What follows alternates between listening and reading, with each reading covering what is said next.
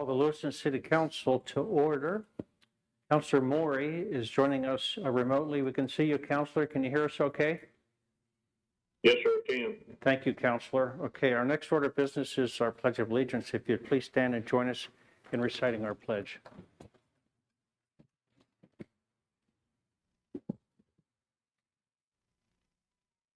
I pledge allegiance to the flag To the United States of America and to the republic for which it stands, one nation, under God, indivisible, with liberty.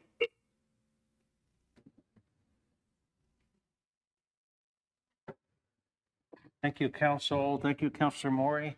Our next order of business is citizen comments. This is an opportunity for individuals wishing to comment on agenda items or other matters they wish to bring to the council's attention, excluding those scheduled for a public hearing, which we have two of those tonight. One of them is for budget amendments, and then one is for next year's budget. So we'll save comments when we get to those two public hearings, not during citizen comments currently.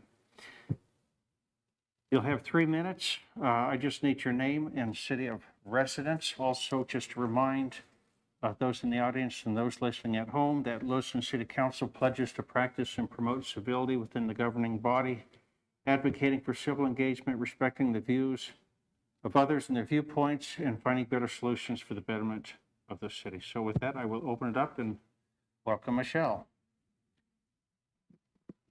Good evening. Thank you, Council. Can you hear me okay? My name is Michelle King, and I am a resident of Lewiston, and I brought a few handouts to share this evening with Council. So the first is Idaho Housing State of Homelessness for 2025. This is a summary of last year that gives you some statewide statistics. And then I brought our latest brochures, both for the center and the village. But most importantly, I wanted to invite the city and all the employees and all of the people in attendance to please join us for our open house on Tuesday. The open house is available from noon to 7 next Tuesday. We're going to send the kids to go someplace else so that adults can come through and see what the center is like. And on the back are a few statistics. So we hope to see you next Tuesday. Thank you, Michelle. Further citizen comments, general comments?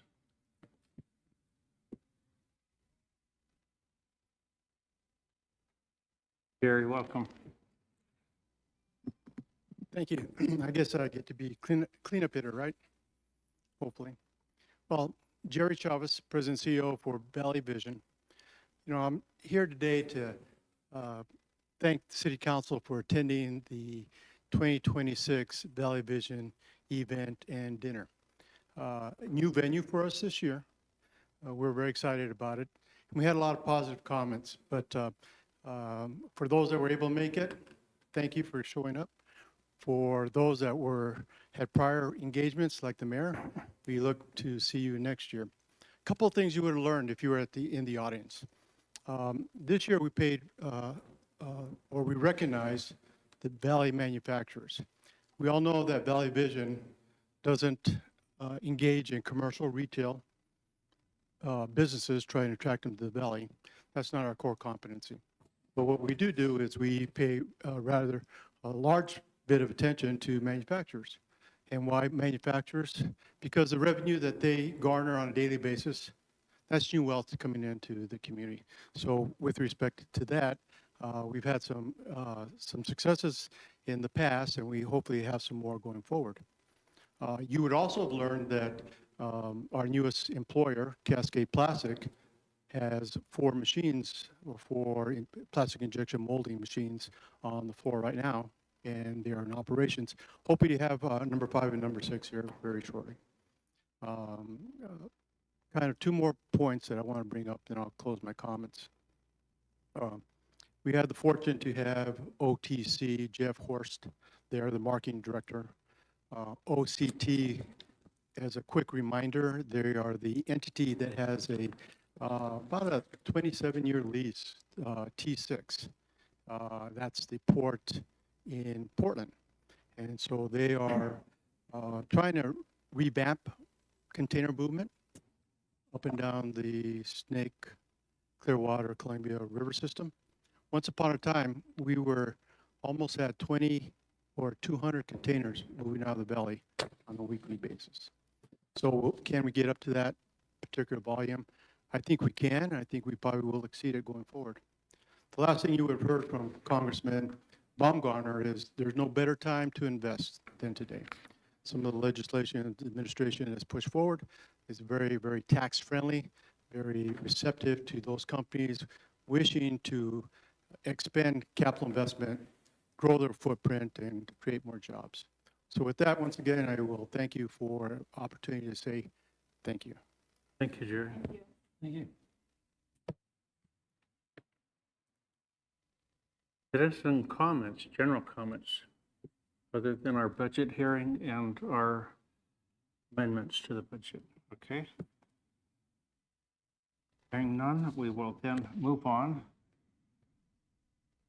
to Roman numeral 4, councilors. This is public hearings and related action items. Item A is public hearing on fiscal year 2026 budget amendments, accepting public testimony on a proposed amendment to the fiscal year 2026 budget to add unanticipated revenues received during the fiscal year in the amount of $17,315,900 and authorizing their expenditure. This is an action item. And council, we have our finance director, city treasurer with us here tonight, Amy Gordon. Welcome, Amy. Good evening, Mayor, members of council, Amy Gordon, City Amy, one Treasurer. quick second. I appreciate that, but I also need to let the rest of the public know how we're going to do this. I'll open the public hearing. We'll have the staff presentation. You'll have an opportunity to provide testimony if you'd like on this. Councilors, as a reminder, once testimony's been received in evidence, you will not be allowed to ask additional questions, so that will be your opportunity. Councilor Maury, if you have questions during these hearings, once we get them open, if you just raise your hand, Tanya, City Clerk Brocky will help me keep an eye on that so we can recognize you and get you on the record too. Very good, Mr. Mayor, thank you. Thank you. And then after that, councilors will close the public hearing. So with that, I'll open the public hearing and turn it over to Amy. Thank you. Thank you. As the mayor mentioned, we have two public hearings tonight. The first one is on amendments to our current year budget. So within your packet, you had a guide that listed all the budget amendments in it. So I'm not going to go through every amendment tonight, but I do want to highlight certain amendments for council and for the public as well. So within the general fund, we had several amendments related to the police department. We had to separate that out into a few different amendments based off where the funds were going to be expended from within the budget. And these amendments related to the large seizure that the police department received earlier this year on an investigation that they participated in. So these three amendments listed on this slide that total, I believe that's 561,000 that those three add up to. Those are all related to the seizure funds that the police department received and then broken out on how those are going to be spent.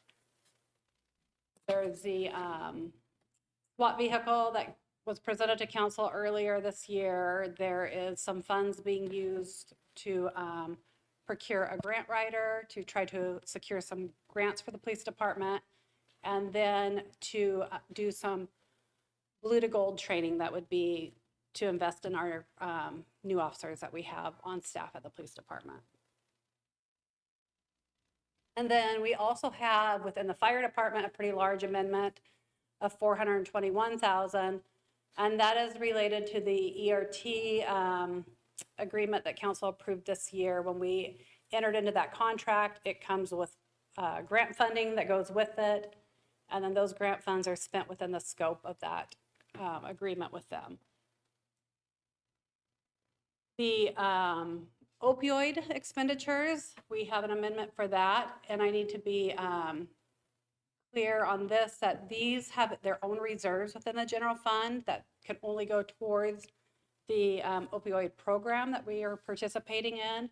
We receive those funds through judgments that we participated in through the state of Idaho. There's a pretty narrow scope on how those funds can be spent. We as a city don't typically provide those services. So we are serving as a grantor. We have agencies within our community who do provide those services that then apply to receive those funds, and then we disperse them out into the public. That's been a really good avenue for the city to get those funds into our community. And so what we're doing is including in the current year what we have estimated based off those applications to potentially still pay out this year. And then finally, council entered into a settlement agreement earlier this year that was not included in our current year budget, so there's an amendment for that as well. Got a little ahead of myself. So these are the major amendments within the general fund. There's probably about a half a dozen other amendments within the general fund that are small, but these are the bulk of the general fund amendments. The other ones all relate to new revenues, so either new grant revenues or other sources of revenues that were not known at the time that we wrote our budget. Several small grants, some of them are related to the 250 celebration in the state of Idaho, where we were able to secure some funds to do some things within our community, as well as some other smaller grants within there. Okay, the airport. This amendment, we make it every year, and every year we're going to talk about it because it's a hard one to understand. So we, as a city, we are a joint owner of the airport. We don't, so this amendment of 3.4 million represents about 50% of the improvements that are occurring at the airport this year. This money does not come into the city, and we do not issue the funds out to the airport. This represents the amount that the airport is improving into their infrastructure. Most of this money that is coming from their FAA grants, but as a joint owner of the airport, we have to recognize the improvements to the airport, which is an asset owned by the city, on our balance sheet, and that requires us to make a journal entry at the end of the year. It's one of those governmental accounting rules. So at the end of the year, I'll get the final number from the airport. We'll record a contribution from public sources and an expenditure of capital. But this is to allow us to make that journal entry at the end of the year. We still have to have the funds appropriated within our budget. Workers' compensation amendment. We've had a few of these the last couple of years. This one's a little bit different than the ones we've done in the prior couple of years. The important thing for council to know about this is our workers' compensation fund is actually performing very well this year. We've had very few claims. Those claims have been very low-cost claims.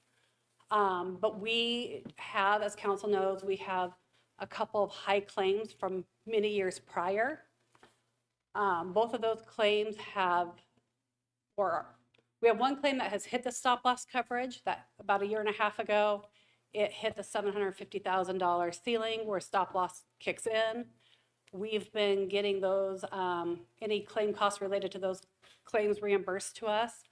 We have another high claimant that will hit the stop loss coverage later this month, the ceiling for that. That particular claim has a $500,000 ceiling. And this one's a little bit different in that this individual we've done all the medical treatment that we can for the individual. They will end up with a partial disability. And so we'll be settling that claim out. And the claim will be paid by the stop loss coverage since we have hit that ceiling. And this would just represent the amount of stop loss reimbursement that we're receiving this year towards those high claimants. So this is new revenue because it's coming from our stop loss carrier into the workers' compensation fund, and then we pay that out in claims. But it is important to know that this year the workers' comp fund has been performing very well.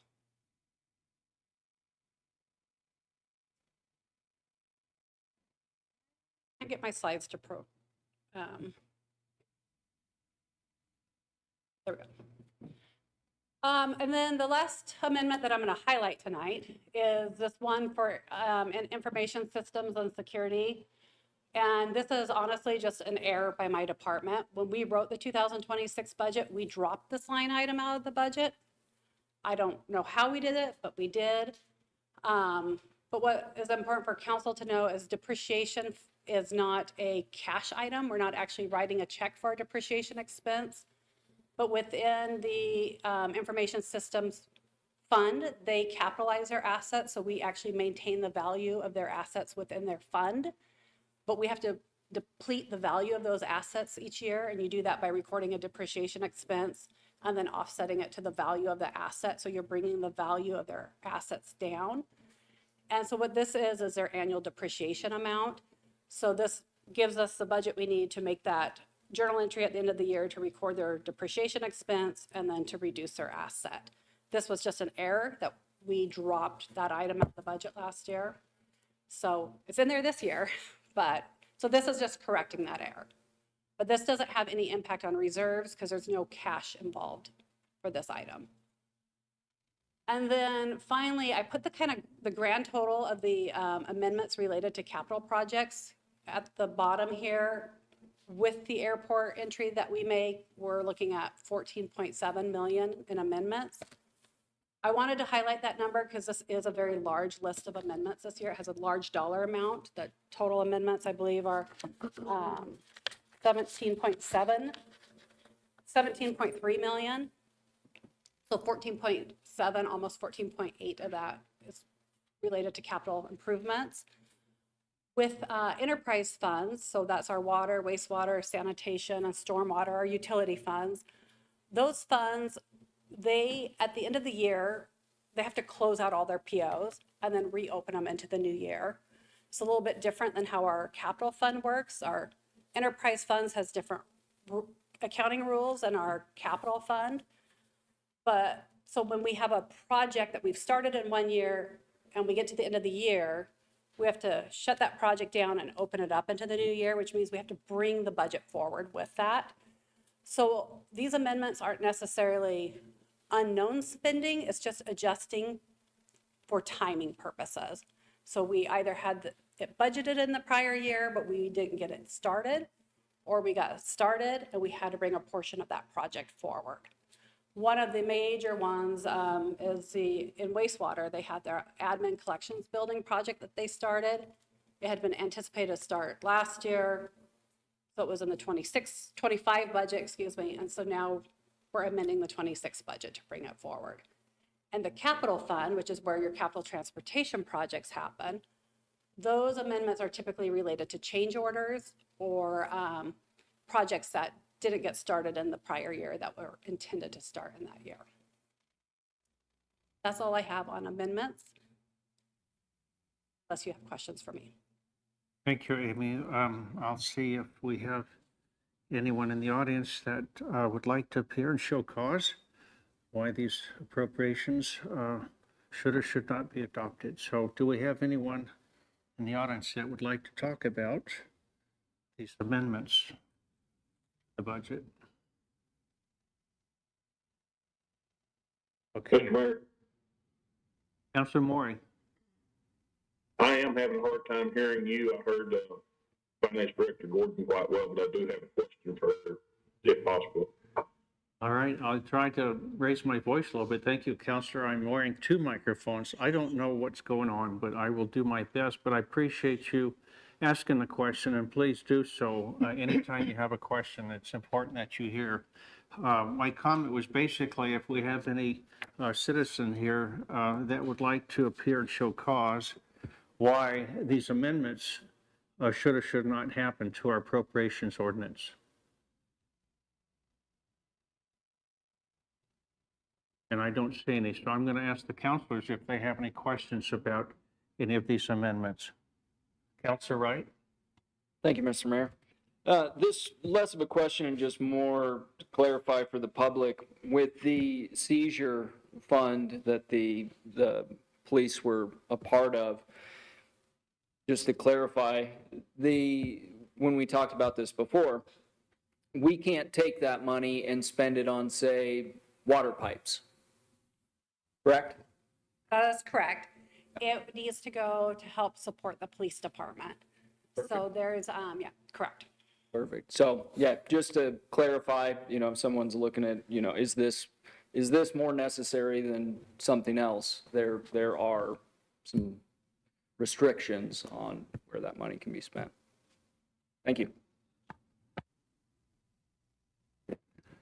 Just a second, Counselor. I guess Counselor Moore, you had a question for Director Gordon? Yes, and it may resonate along the same lines as what Councilor Wright said.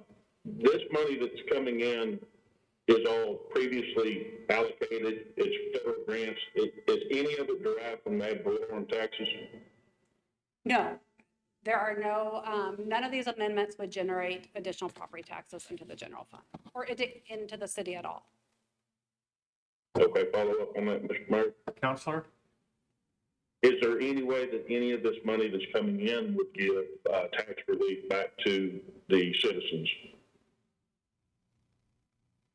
The majority of these are related to carryover. So you're carrying a project over from a prior year. Most of it's related to enterprise funds. So, your water utility rates can only be spent on water, wastewater, et cetera. So, and they've already been programmed on how to be spent. It's just we're adjusting the budget for timing issues, bringing a project that was allocated or appropriated in a prior year and bringing it into the current year and appropriating it there to finish the project. So the amendment is consistent to how the funds were originally appropriated. You will have some amendments related to new revenues. Grant revenues are typically have a pretty narrow scope on, they need to be spent in the manner of what you applied to receive the grant funds for. You might have some new revenue type items, but those will then go back to the department who generated those revenues to support that department. One more follow-up, Ms. Gordon. Counselor? Would it be fair to say that this is an accounting principle that's widely accepted and used? I think it would be fair to say most municipalities amend their budget for the items that were unknown at the time they wrote their budget. Very good. Thank you. Thank you, Mr. Mayor. Thank you, Counselor. Counselor Forsman? Asked most of I just wanted that clarifying. He asked those questions for Counselor, clarifying. could you turn your microphone on? Thank you. Clarifying that question for the public to know whether they could, whether we could take any of these monies that we're currently talking about and give it back like a tax relief. I believe he asked and you answered that. And for clarity's sake, the general fund, although is where property taxes get allocated into and then spent out of, that also is where we put kind of a, I don't want to say dumping ground, but just that's where monies have to go for then to you appropriate it, right? That's why some of this is in the general fund, and I think that's a confusion for the public because they're imagining a general fund is property taxes related, where not just property tax go into the general fund. Yeah, and one of the major revenue sources for the general fund is property taxes. General fund isn't the only fund that property taxes go into. It will support other governmental funds such as transportation and public transit. However, the general fund is where you're going to find your general city services such as public safety, community development, legal and administrative departments are in there. But the amendments occur where the revenue would be receipted into. The general fund amendments this year that we talked about are the big ones are related to police and fire. But yeah, and they are housed within the general fund, and that's why the amendment occurs in that fund. And just for clarifying sake, those are funds that cannot be spent. And they have a very narrow scope of what they can be spent on. Yeah, like the fire is a grant. It's technically a grant, correct? But it's because they serve as the region's emergency response team. So we're receiving those monies through the Office of Emergency Management. It's tied to the contract that we entered into earlier this year, and there's a scope of how those funds can and can't be spent. Thank you. Counselor Spickelmeyer? Thank you, Mayor. So, Director, just kind of curiosity, I was looking at some of our carry forwards on our fleet budget. Now, those were counted on 2025 and within that budget, correct, and then carried forward. So we don't have to track negatives to say it wasn't spent last year? No, you just end up with a surplus, so to speak. So because what will happen, and actually fleet, we've been seeing this a lot lately because we'll put an order in for a piece of equipment. Ambulances have been the big one. Our ladder truck that we ordered a couple years ago, it's taken us 2 to 3 years to get those after we place our order. I think we have an ambulance in this amendment that we actually ordered in 2024. I think this is our second year amending for it. But what will happen is to purchase the ambulance, so to sign that contract, we have to have the funds appropriated. So if we signed the contract on that ambulance, let's just say in 2025, we signed a contract for $230,000, then, but we know that we're not going to get that ambulance until 2026. So at the end of the year, that PO just closes out, the funds stay within fleet, and then in 2026, we open up the new PO, but the budget's not there. So we amend the budget to carry those funds forward. Thank you. It helps with transparency too, so that you're seeing that trail of contract being awarded, the PO going with it, the PO closing, the new PO being open and referencing that old PO. So the amendments will track to that as well. Thank you. Counselors, further questions?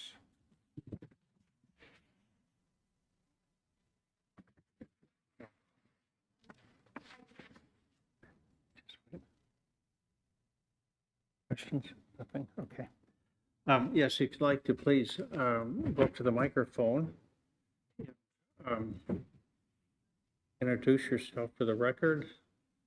The floor is yours. Thank you. All right, thank you. My name is Mandy Hopkins, and I'm a resident of Lewiston. And I just had a question about the funds that you were talking about from the seizure. I know that you had said that they cannot be used for anything other than to support our police department, which I think is wonderful. But when we have those excess funds coming in from those seizures, could that not then be used for some of the budgeted items that we as the taxpayers are being asked to pay for to support the police officers? Is that? We'll get an answer. Yeah, I can answer that. They are going towards things, not necessarily items that were in the current year budget, but items that were requested to be in the current year budget that weren't approved. So what we wouldn't want to use it for is to support ongoing expenses, because these are one-time monies. Once we spend them, they're not going to reoccur in our budget. So the SWAT vehicle that's in there, that's been a budget request for probably about 2 or 3 prior budget years. That's a hard thing to fund. So this was an opportunity in which you could fund it without putting that burden on the taxpayers. Okay, thank you. You're welcome. Let's see if council has a question for you. Once you get off that easy, counselors, any questions? I know, but they might, I'm here to learn. They might have a question for you, but it doesn't look like we do, so thank you. Thanks for asking. Okay, further questions from our citizens or from the counselors? Counselors, remember, once we close the public hearing, that's it. So if you have any additional information needs, now is the time to ask.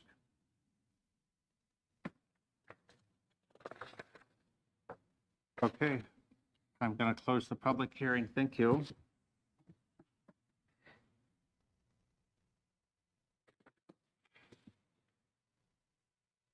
Councilors, next up, we have item B, first reading of ordinance 4973, considering amending ordinance 4950, the annual appropriation ordinance for the fiscal year beginning October 1, 2025, and ending September 30, 2026, appropriating additional monies that are to be received in the sum of $17,315,900. This is an action item. Council?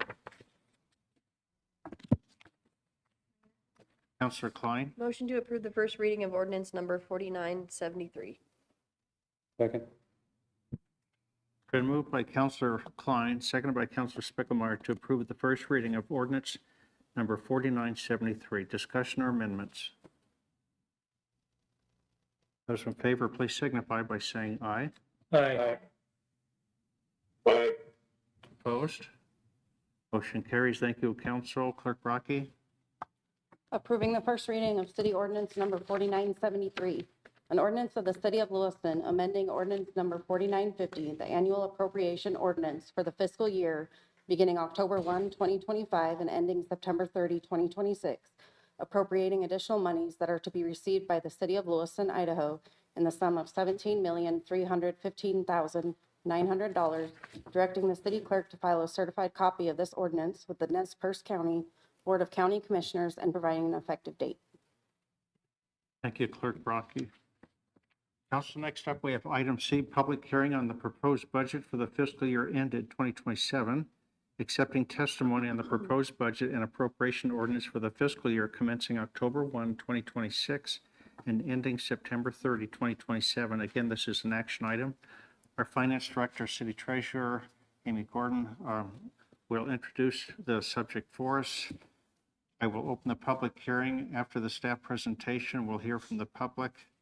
Public, again, just a reminder, you have 3 minutes to introduce yourself. We just need your name and city of residence. We don't need a physical address, and please share your concerns with us. We do want to hear.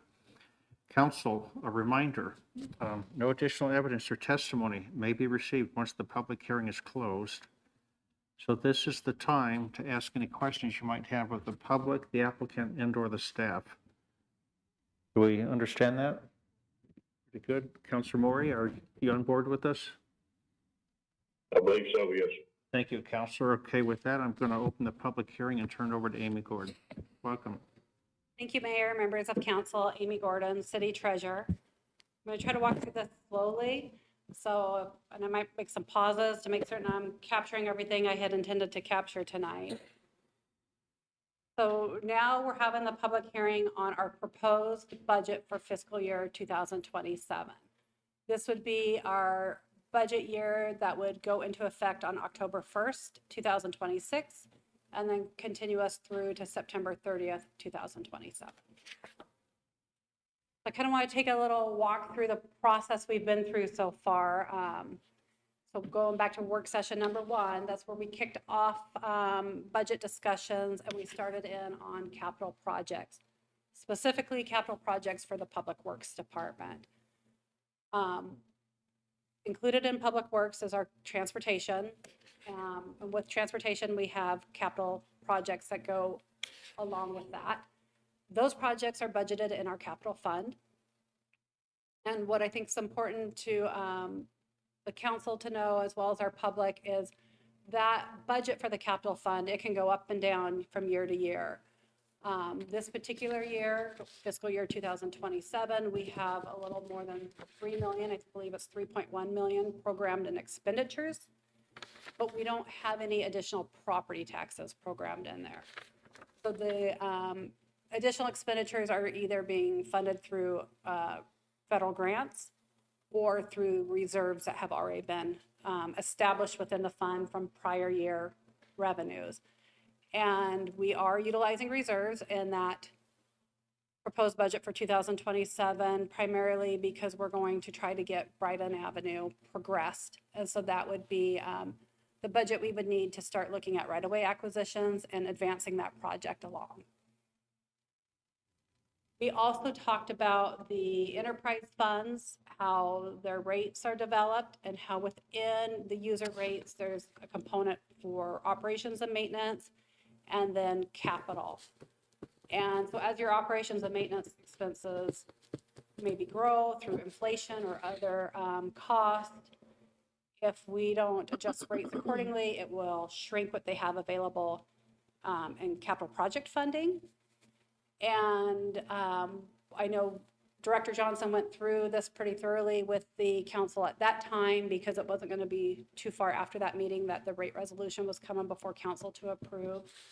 So they really, this year, kind of took a high-level view at which of these areas, these utilities, had the most critical capital needs so that they could focus on making certain that they had the sufficient funding.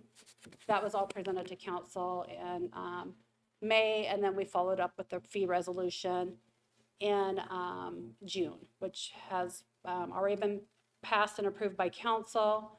What's important for the public to know is the enterprise funds, there's no property tax dollars going in there.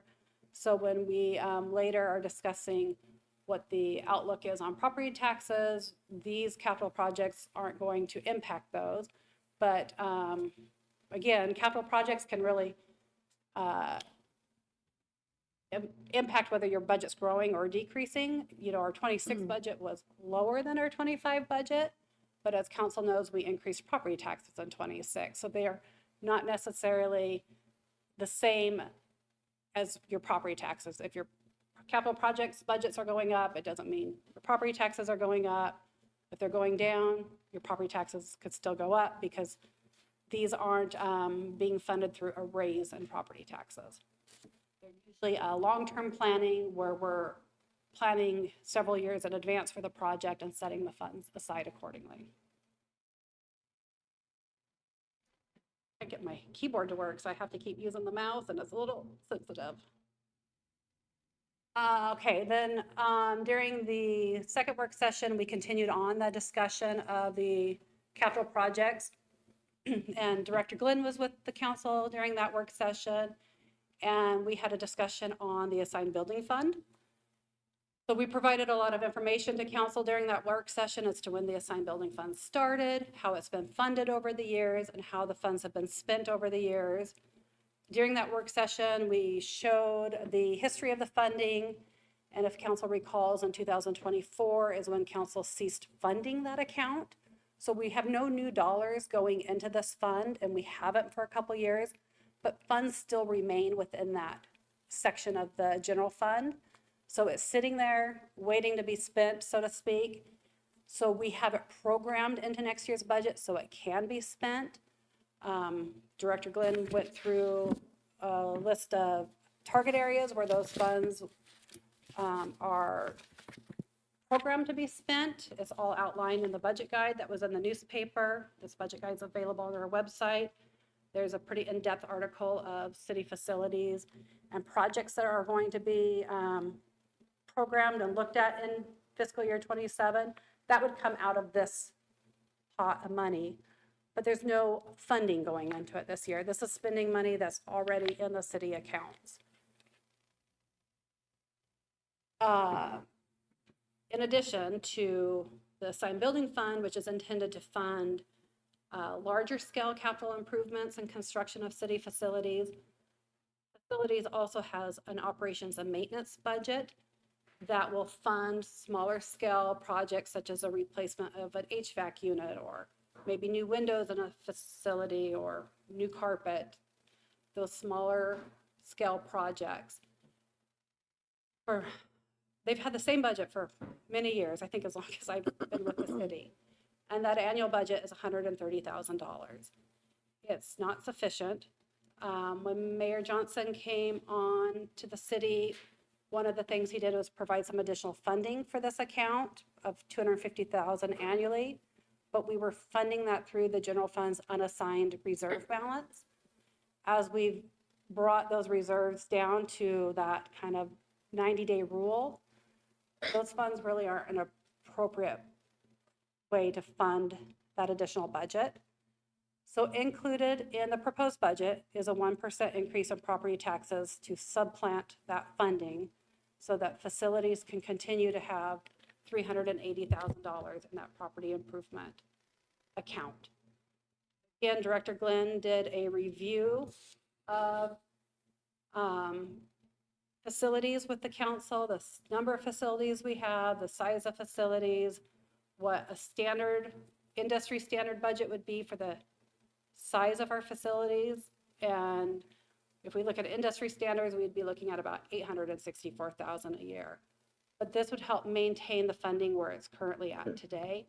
And it would provide an ongoing revenue so we don't have to worry about the funds being depleted and then no longer available to support the city facilities.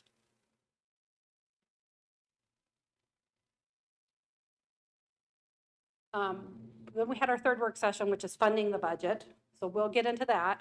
But one of the things that we didn't really go into a lot of detail during our work sessions this year is personnel cost. We did a pretty deep dive on personnel costs the 2 years prior. Those are still out on the city's website if anyone wanted to go back to work sessions from the 2026 and 25 budget years.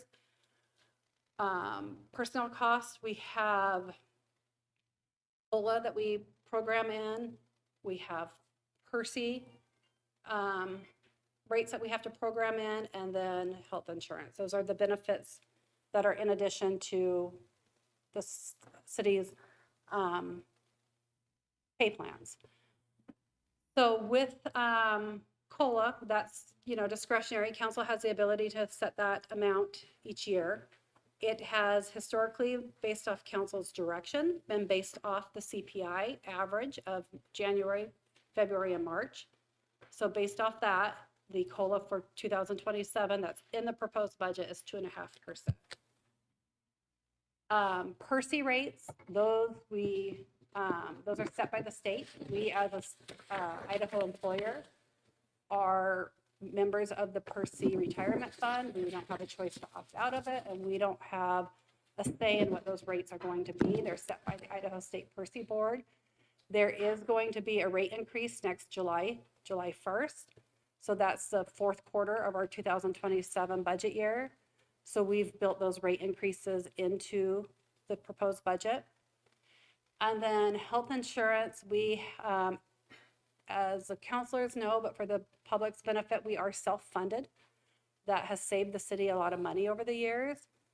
We have had 3 years with no increase in health insurance premiums at a time where private companies were having to absorb double-digit increases in their health plans. Last year was the first year in several years the health trustees did an increase in rates, and it was 1.5%. The 2027 budget, we have a 1% increase. So although it's an increase, it's very minimal when we look at insurance standards. We do use a benefit consultant, and they will pull rate recommendations from Regents for us. Their recommendations are we should take a 15% or a 20% increase in our rates, but because we're self-funded, we have our funds invested, we've been able to avoid those rates as recommended and do much smaller rate increases. A 1% increase in health insurance premium is an additional cost to the city of approximately $48,000. But I have all of these costs itemized out. The top chart is governmental funds. These are the funds that are supported by property tax dollars. And then the bottom table is our enterprise funds. These are our utility funds. I do have the COLA for fire separated out because those city is contractually obligated in 2027. That will be the final year of the IAFF contract. That contract includes COLA language that would provide them a 2.5% COLA. Any questions at this point? Counselors, questions?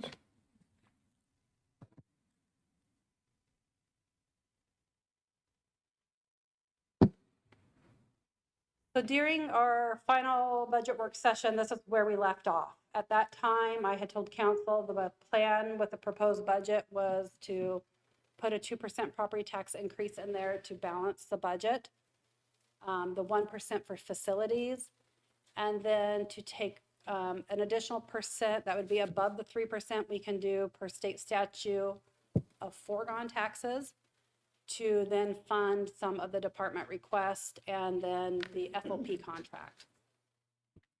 So we had planned on putting $965,000 of additional property taxes in the budget. So this is also where we left off screen. This was presented to council during that final work session. At that time, I had the items that are checkmarked in green already in the budget. I was still working on the items on the right-hand side of your screen. The top two were ones that I was hoping I could get into that to be able to balance the budget with the 2% tax increase. So if we just look ahead to the proposed budget, the items at the top of that line there are all in the budget and funded with the additional 2% in property taxes. So that would be the amount of about $480-some thousand. I wanted to make it clear, because I don't think I did during that final work session, is included in the budget at that time were some of the requests that departments had made. So when you received those packets on June 8th, Some of them had showed funded and the others were just left unmarked because we hadn't finished the budget. But the ones at that time that showed us funded were already included in the budget. And so we'll talk about any additional ones that we brought into the budget after that work session here in a minute or two. So when we completed that proposed budget, that additional 1% that we built in there to fund the FOP contract and some of the additional budget requests, this is where they went. So I have it pretty summarized here. Council has a full packet of budget requests with all the detail and content from the departments that walk through the, the benefits of funding versus the consequences of not funding. But these are the ones that the mayor and I sat down and worked through to get into the proposed budget. Pool supplies and recreation supplies, the reason we programmed those into the budget is they had also increased their revenues as well. And so when they put in those requests, they asked that increased revenues could go back into supporting the programs, primarily because they're doing good things there. They're rebuilding these programs or bringing new life to them. They're getting more participation in those programs. So we felt this could be a good investment into those areas to help get those programs grown even more. There was a time that the city's recreation fund was a special revenue fund and it was self-supported. It didn't require property tax support. And so this could be a step towards getting it back to what it was 5 or 10 years ago. The body cameras, that's not new to the budget, but our police officers today, they wear body cameras. They have for several years. Our contract expires in 2026. We have to enter into a new contract in 2027. We've been working on the contract for quite some time, and when they started those conversations, the increase in that contract was going to be $100,000, over $100,000. They've been working with the company, they've been negotiating. The increase in that contract is down to $40,000, but that would be new to the budget. So that would be in addition to what we're paying today. We've looked at other vendors. It's not easy to switch to another vendor because we have a lot of footage and data stored that we would have to migrate to store here on servers. So we'd have to put money into servers and all the things that go with storing the data. The next item on that list, fire physicals. That's a request the department has been making for several years. This would provide them the funding they need to provide firefighters physicals that are to the fire standards. This request, some of it is one-time funding and some of it would be ongoing funding. The 2027 would be the initial year of providing these physicals. So there would be a baseline physical for every firefighter. And then the program from there some firefighters would receive physicals in the next year based off age, based off the results of your physical. It would develop out from there. I will say the fire department has been working really hard with the HR department to develop what that program looks like, how it would function. And it has been a request for several years in a row now. And then the last two items, they're not fully funded because we didn't have the funds to fully fund them, but they're almost fully funded. So I believe that what we have programmed in the proposed budget would give them the ability to have these services and cost next year. The GMT cost reporting, that is utilizing an outside agency to prepare our GMT reports for both the state of Washington and the state of Idaho. These are new revenues that are available to us. It stands for Ground Emergency Medical Transports. And this is funds that come from the state to help subsidize the transportations that we do for Medicare patients. So it's helping fill that gap of lost revenues on those ambulance transports. Using this outside agency would make sure that we're preparing the reports compliantly and that we're capturing all the costs that can be included in those reimbursements. So there's a revenue associated with this. And so they would help us prepare our annual reports that are compliant to the state reporting requirements to obtain that revenue. And finally, leaf-off imagery. This is, the aerial imagery that you'll see in GIS. The last time we had a leaf-off imagery was 2016. And what that means is you do the imagery at a certain time of year when all the leaves are off the trees, so you can get a better aerial images of your city, your infrastructure, and all the things that you need aerial images for. That's not my bailiwick, but that's what that means.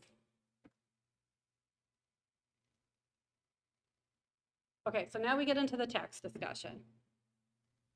So I laid this out a little bit different this year than what I've done in prior years.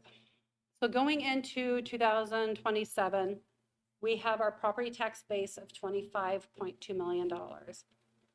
We, by state statutes, can increase that 3%. That would be an increase of $758,000.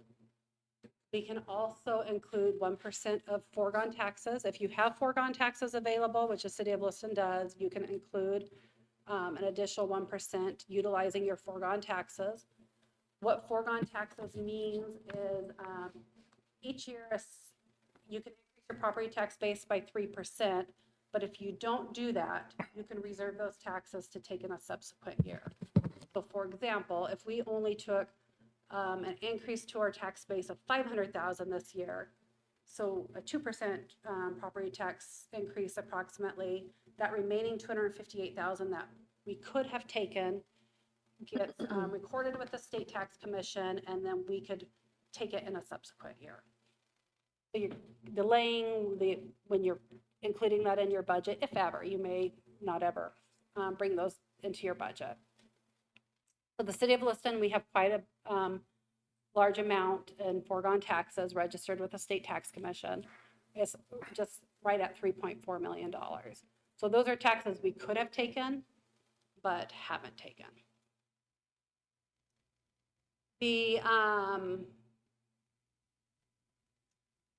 That takes what we can increase our budget to $26.2 million. And then if you add new construction and annexation into that, then your max property tax budget you could have is $26.486 million. The proposed budget has $26.44 million. So there's always some rounding or some estimation you have to do when you're preparing your proposed budget. We received our L2 form from the county on July 31st. So this right column just kind of trues everything up to what that L2 form had in there. So we've got the actual new construction values, the actual annexation. So when it all kind of settled, we were about 40,000 less than what we, in our proposed budget, than what we could have taken. That takes us down to about a 3.8% tax increase. What is different and unique this year is there was a pretty significant increase in our personal property tax replacement dollars. That's related to House Bill 329, which is rate regulated electric and gas companies. Those properties are assessed at the state level. So the state will collect those taxes and then pass them down to local taxing entities. So what that means is those dollars come to us from the state. They don't come to us from our local taxpayers. And because of that increase, that will allow us to reduce the amount that we certify in taxes. And when we say certified in taxes, certified taxes is the amount that goes to the local taxpayers. When I first got the L2 form and looked at it, I was like, oh, we won't even have to levy foregone taxes because that'll wipe that out. But the way the mechanics of the L2 form work, they're not going to let you take that increase in personal property taxes plus a 3 and plus a 1%. So it gets deducted down at the bottom. So when you get to the amount that you need to certify in your taxes to support your budget, that $25.8 million, then you can reduce that by your new construction, your annexation. That gets you to your adjusted property taxes. Then you deduct your personal property tax replacements to get you to your certified taxes. So that means the increase for 2027 compared to 2026 in the tax levy that would go to our local taxpayers is 654. That's a net of about a 2.6%.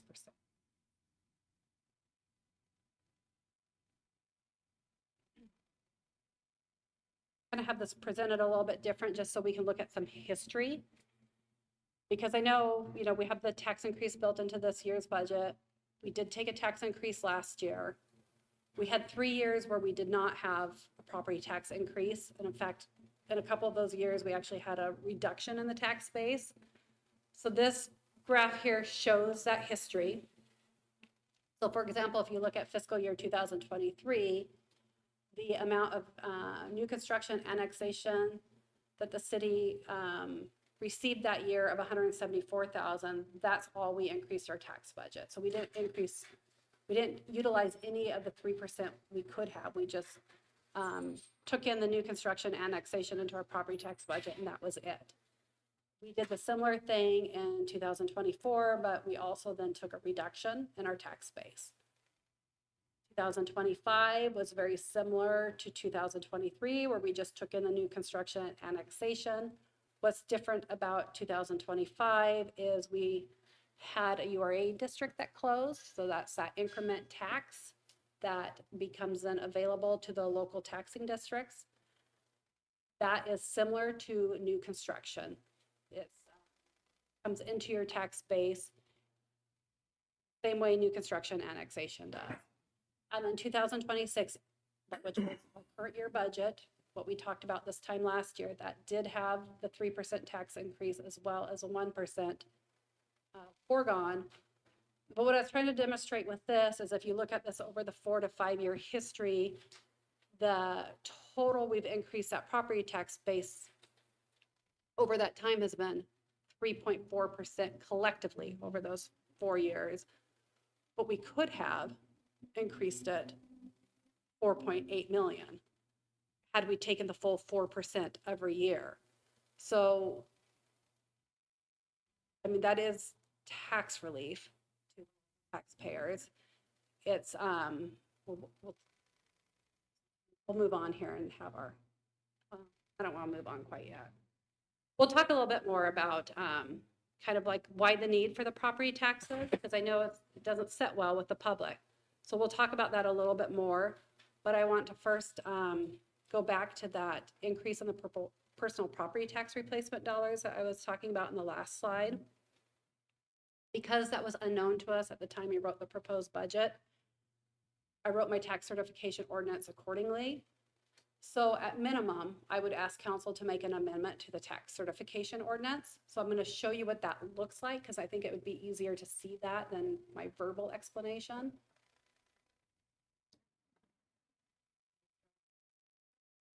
Okay. So because the personal property tax replacement dollars has increased, that means we can reduce the amount that we certify in taxes. So what I would ask council to do at minimum, and maybe you could make this amendment tonight, and then you guys can make any additional amendments you want to do beyond that. But what this amendment would do is it would reduce the certified tax dollar amount from the $26.058 million down to $25.862 million. And then we would increase the anticipated funds that would come to us through personal property tax replacement. So I went ahead and included some amendment language there for council to consider. You'll need to minimum make this amendment because we can't, we wouldn't be able to take this much. We wouldn't be able to certify this much in taxes and not exceed what we published in our public hearing notice. So I'm going to move on, but I want council to know I have this slide duplicated at the end of my presentation so that we can have this back up on the screen when you guys are reading the budget and taking in consideration any amendments.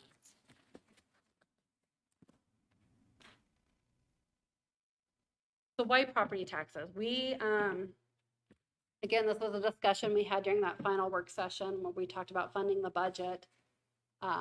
You know, we did have 3 successful years where we were able to balance our budget without a property tax increase. Did that through a couple of ways. You know, the first year, we as department heads were instructed to cut our budgets. We had a certain percentage we had to cut our budget. We also started looking at other revenues that were available to us and really leaning in on those revenues. I made certain that we had every idle fund of city's dollars in interest-bearing accounts. We really took advantage of the money, the market rates at that time. We made that work for us. We earned our revenues through interest income in lieu of tax increases. We have some of our revenues that we talked about during that work session, our state shared revenues, we were maybe too aggressive on, and those revenues have not performed as well as we had anticipated. So we're having to make some reductions in our budget to correct for that. So we've got a strategy how we're going to correct for that so we can make that as minimal of an impact to our current year budget or our 2027 budget as possible. But, you know, we've maximized what we can get in interest revenue. So those rates are fortunately holding steady, but as those could potentially decline, that's going to be less revenue that we have available to us in future years. We'll have less interest revenue available to us this year just because our reserves have dwindled. We have less money in the bank. State shared revenues, we had that discussion. They aren't, we're not benefiting from any growth there. We're actually having to make some minor reductions in our budget to offset that. So that really, unfortunately, leaves us with only property tax. That's the only revenue we have the ability to increase. Departments, they do go through and they look at what they charge for the services they perform. There's some services that we do that we can charge a fee for, such as issuing business licenses, building permits, selling of cemetery plots. All of those items have been reviewed. We've passed a fee resolution, but those don't cover all inflationary costs of the city because we have a lot of administrative type tasks that we perform where there's no fee related. So we had, as you saw, we had several years where we were able to produce a budget without a property tax increase, but really kind of put us in a corner. So where departments have cut spending those years to make that happen. They have made reductions to their budget, but then we have other costs within our budget that have gone up. You know, like I can tell you my department, one of our biggest costs that we don't have control over is postage. That has gone up significantly in the last 4 years. We've offset that through finding other, getting our citizens to sign up for electronic statements. If you haven't yet, we'd love for you to sign up for electronic statements because that saves us money. If we can send you that statement by email versus physical mail, and also through automatic payments. That's less staff that we have to process payments. So we are looking for ways to save on costs, but this budget has a tax increase being presented to you for consideration. We do need to talk about reserves because that's always a big part of our budget. During the final work session where we talked about funding of the budget, we spent some time talking about how we use reserves within our budget. We talked a little bit more about reserves of other funds and how they support those funds' budgets, but the general fund is where we have a lot of our city services programmed, and that's where our unassigned reserves reside. And when we talk about unassigned reserves, those are reserves that aren't committed towards any restricted purposes.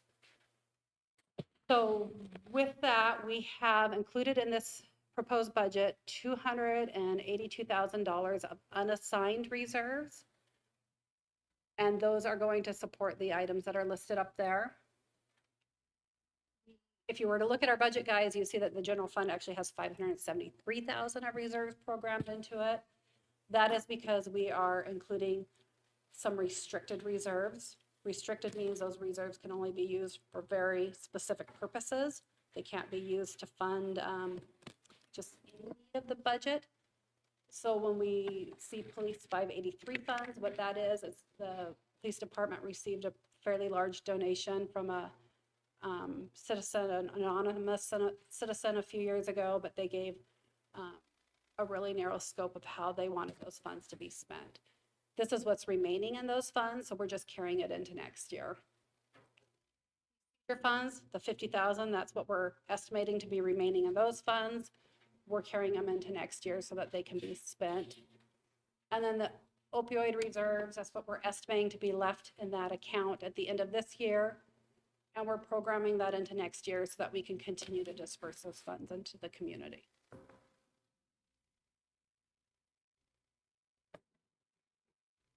Oh, so 282,000, that represents about 3 days of operations.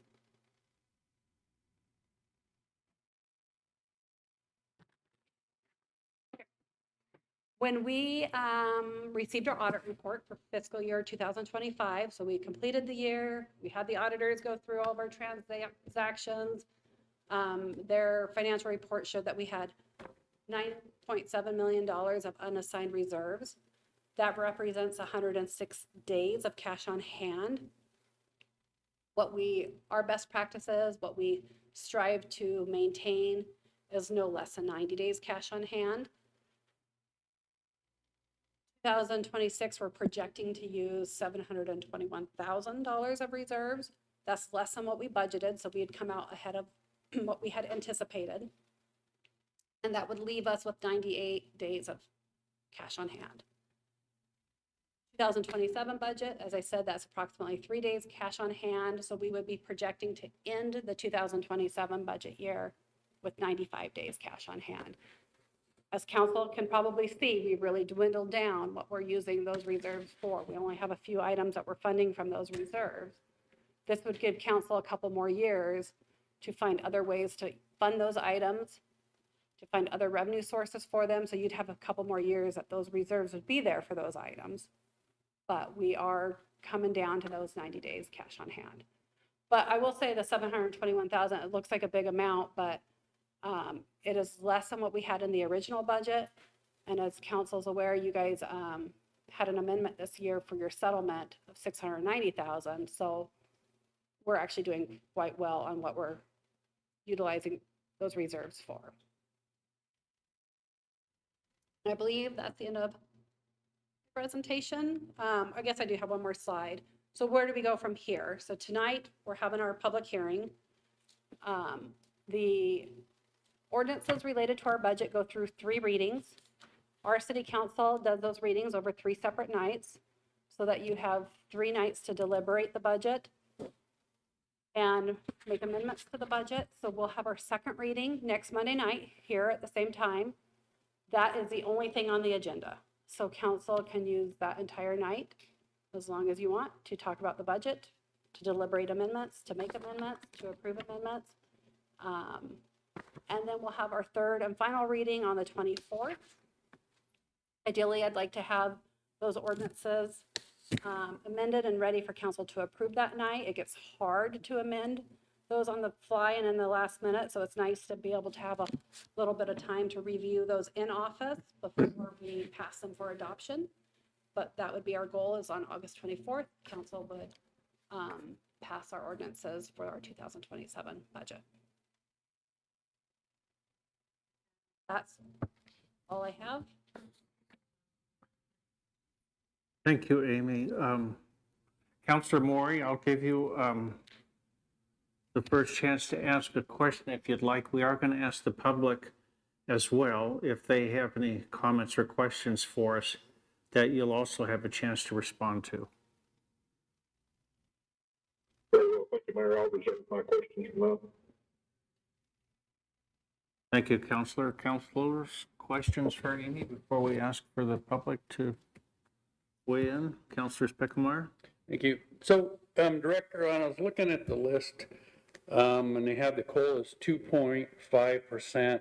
When I looked at salaries and the increase, it looked like it worked out to wages, salaries, it was like 4.8%. Can you explain why that difference? Yeah. So our city pay plan, we have pre-approved pay plans that are in place. When you're hired on at the city, you'll go into that pay plan at a certain step. So you're going to be at the lower end of the pay scale. And then each year on your evaluation date, you'll be evaluated and considered for a step increase.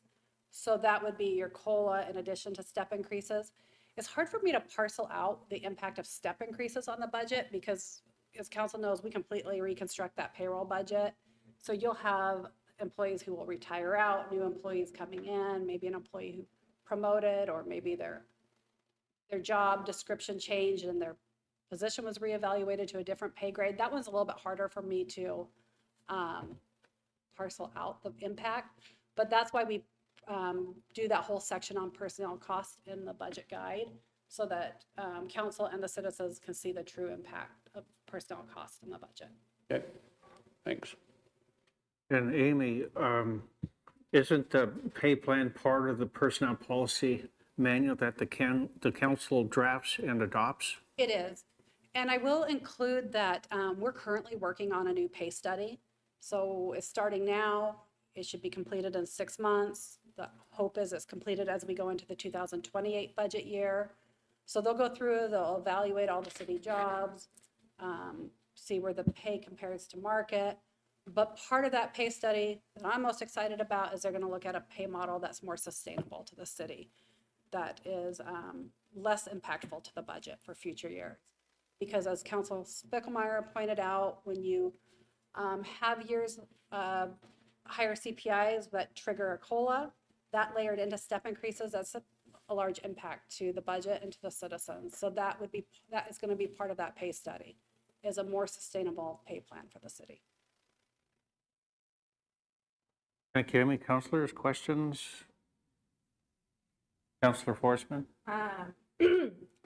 From receiving several letters and confusion, was really the reserve building fund and what we're funding from that, kind of that misunderstanding of why are we spending all this money over here and then asking for an increase. It seems that we have those funds.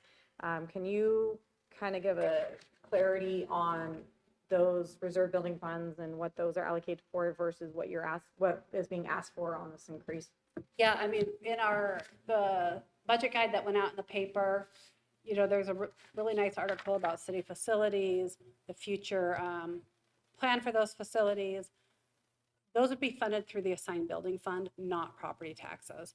So the assigned building fund, that is money that we already have at the city, funds that we already have in an account. We have, over the years, put money into that, but we stopped funding that in 2024. So there's been no new dollars that have gone into that fund since 2024. Maybe actually it was 2023. But there's still money sitting in that fund. That fund is an assigned reserve, meaning it has some kind of general parameters of how it can be spent. It can't just be spent on anything, but it's meant for construction or improvements to city facilities. And so those projects that were outlined in the Citizens Guide, that would be funded from the assigned building fund. Those are funds the city already has. There's no property tax dollars going to those projects. Councilor Wright? Thank you, Mr. Mayor. One of the items for ISS was the add AI chatbot feature to the city's website. I don't think it's a bad idea, but I think if we add something like that, we should put some mechanism in place to track how well it's utilized, how often it's utilized, because that may end up being something that doesn't make sense to have over time if it's underutilized. Yeah, our ISS director is here tonight if you'd like more information on that request. That'd be great.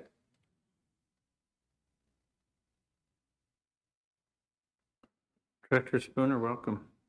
Thank you, Dustin Spooner, Information Systems and Security. So chatbot, AI is kind of the trend right now. Oh, yeah. Definitely, we would, put a lot of parameters on anything we release to the public, how it's being used, records retention on that, and, try to make sure that it's being utilized effectively. I know that the library has a chatbot, and it's been a great resource for them. And so we looked at it for the city, to save citizens. The web pages sometimes can be, where can I find this meeting in a hurry.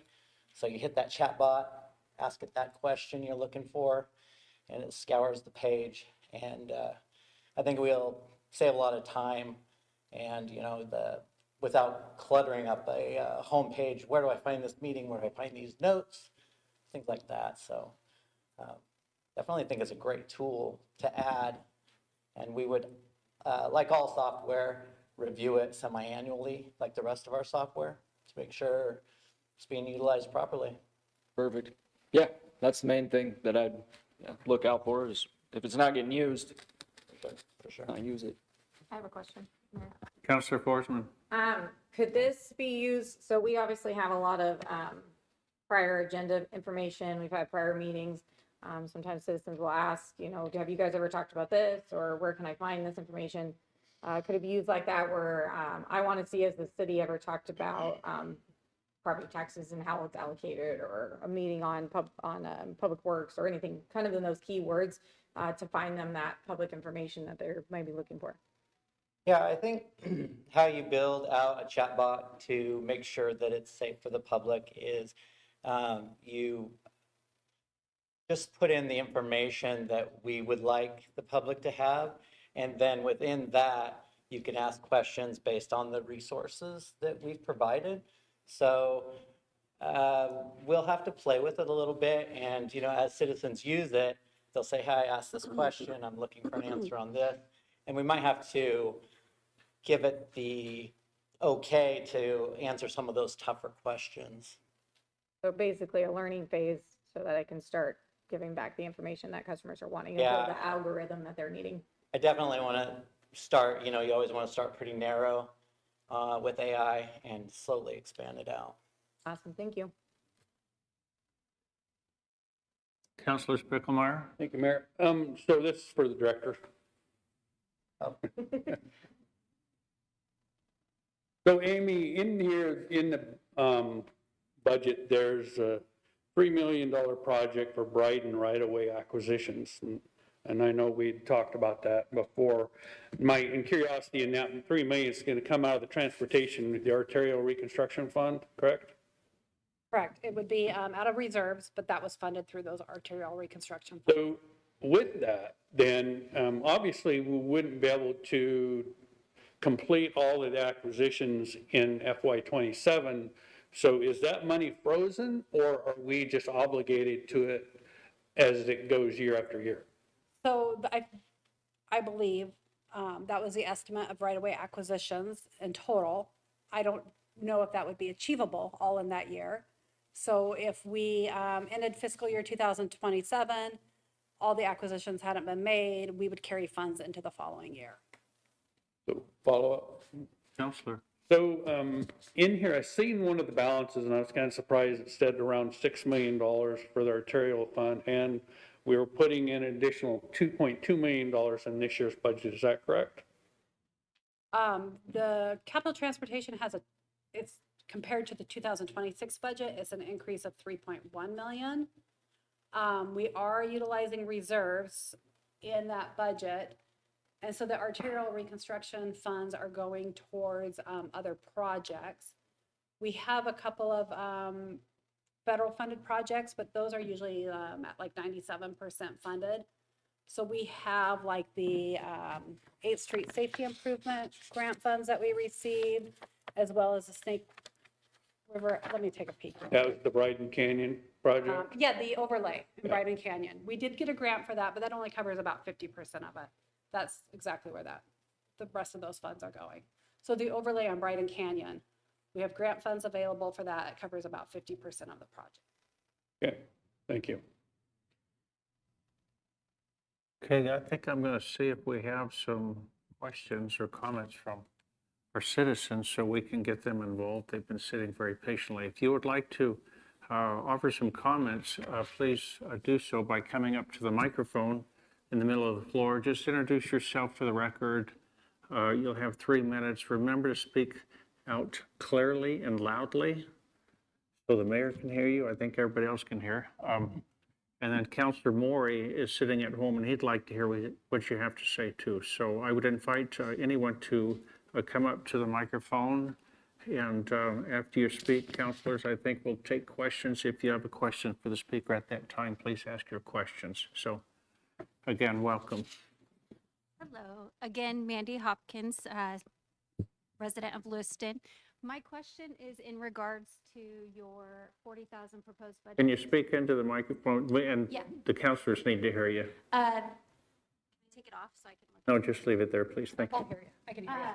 The proposed budget for the Medicare reporting and the support that would offer you guys in getting the additional documentation needed to bill, where can we find the information where it shows that we've been at a loss in the transportation with the Medicare funding and why that reporting assistance is necessary for you guys?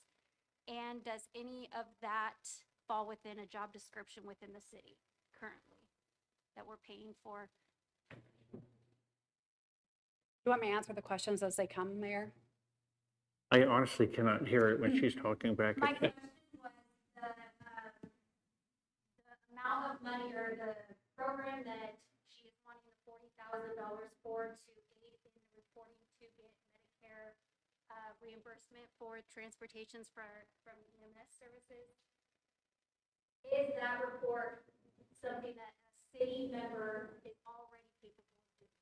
Where is the benefit in us paying for additional services for a third-party entity to come in and create this report and gather the documentation needed to supply to them when we might have a lobbyist to be able to get, lots of medical personnel in this area that could easily take that on. But I was just wondering if there was anything currently in the job description. Yeah. Chief Reitmeyer, do you have a response for us, please? Absolutely. Thank you. Greg Reitmeyer, Fire Chief. The consulting group we use is Public Safety Consulting, and they prepare, I liken it to a tax preparer. It's Medicaid, not Medicare, just to correct the slight difference, but yeah, it's Medicaid, and so it's a federally mandated program, and there's lots of things that you have to comply with, so it's highly technical. So it's kind of like doing your taxes. You can do them yourself, or you hire a tax person to do them. So because ours is very complicated in 2 different states, they have to do this cost analysis and put all this together in what's called a cost report every year. So PCG does that for us. It's capacity we don't have within our accounting staff and finance, and we don't have the technical expertise or the capacity in the fire department to do those things. And then the other thing that PCG does is they stay apprised of all of the changes that happen at the state and federal levels in the laws, and they stand with us in an audit procedure so that we don't get, we get it audited almost every year, but when we do, that the auditing is all taken care of and we don't end up paying money back. And so the documents required that you guys need to get the approved reimbursement, this might be a question for her. Where is the anticipated improvement in the revenue you guys would receive? So How can we anticipate? This past year was a unique year because Idaho just got approved for GMT. When the state plan amendment got approved by the federal government, it went back to January of 2023. So we had a 9-month 2023 fiscal year, a full fiscal year of 24 and 25 that all had to be completed in 1 year. And so that's put a burden on us by having that contractual obligation to spend the money to them to put that money back in. Rough numbers, we're anticipating about $250,000 in new revenue from that. So that would offset the cost of PCG preparing those. And will this be an ongoing expense for our budget? It has been in past years with just Washington. Now adding Idaho, we anticipate you continuing to utilize their services. It's a percentage of what you get each year. So they bill us in the arrears after we submit, it takes about 1.5 years for the state to give us that money back. And PCG waits until we get the money, and then we know how much we paid them. So we're always kind of trying to estimate what we'll get back and when we'll get that back with what we put in the budget. So that's the reason for the budget amendment process to be able to go, okay, now that we know exactly what we got, how much we owe, we actually need a little bit more to cover that. And if there is that surplus, will it be used like the seizure revenue for the police department where you guys get to allocate where those funds go, not necessarily giving the 50,000 back to, wherever that fund comes from? It's actually a little different than the seizure because the seizures by law, I believe, dedicated to certain things. This just goes back to our general fund. And so then it gets allocated out by our budget. And then I just have one last thing to say. I really appreciate the transparency of Counselors, can you hear? Okay. the I know, transparency. it's really hard. You need to talk into the microphone, but you're trying to look at the person you're talking to. Okay, I'll go this way. We get it. Yeah, we get it. I appreciate the transparency in your reflection of the improvement over from 2023 and how we haven't had an increase in our property taxes and that it's only going to be 2.6. But in reality, my assessed value of my property has increased exponentially. So yes, while that small little year after year percentage hasn't increased, the amount I'm paying has significantly increased. So I just think in all transparency, let's talk like it really is. Like, yes, the number says this is the amount we've done, but I'm paying way more than I have in 2023 with no increase. So thank you. Thank you. Thank you. Do we have further citizen comments tonight? Please, yes, sir. Just introduce yourself, city of residence for the record, and speak loudly and clearly into the microphone so we can hear you. Okay, my name is Nick Rawlis. I reside here in Lewiston. I just totally agree here with what she said. There hasn't been an increase, but why are the taxes going up and up and up? I agree with the assessments. My assessment has skyrocketed. I mean, I got a little 850-foot square house, and it's just, to me, it's just crazy, the assessment on it. Counselors, comments, questions? Can we Counselor get, Forrest. for the citizens that are saying, you know, and they're 100% correct, your property taxes are still going up regardless of the numbers that are being shown on the screen. Also mine are. Can we describe, or can we give a detail to why that happens? What the difference between like the city's monies going up and then what the difference of the assessed value? Yeah, I'll give it a try. One of the things I forgot to mention is, you know, when we were looking at our prior year property tax base at 25.2 million.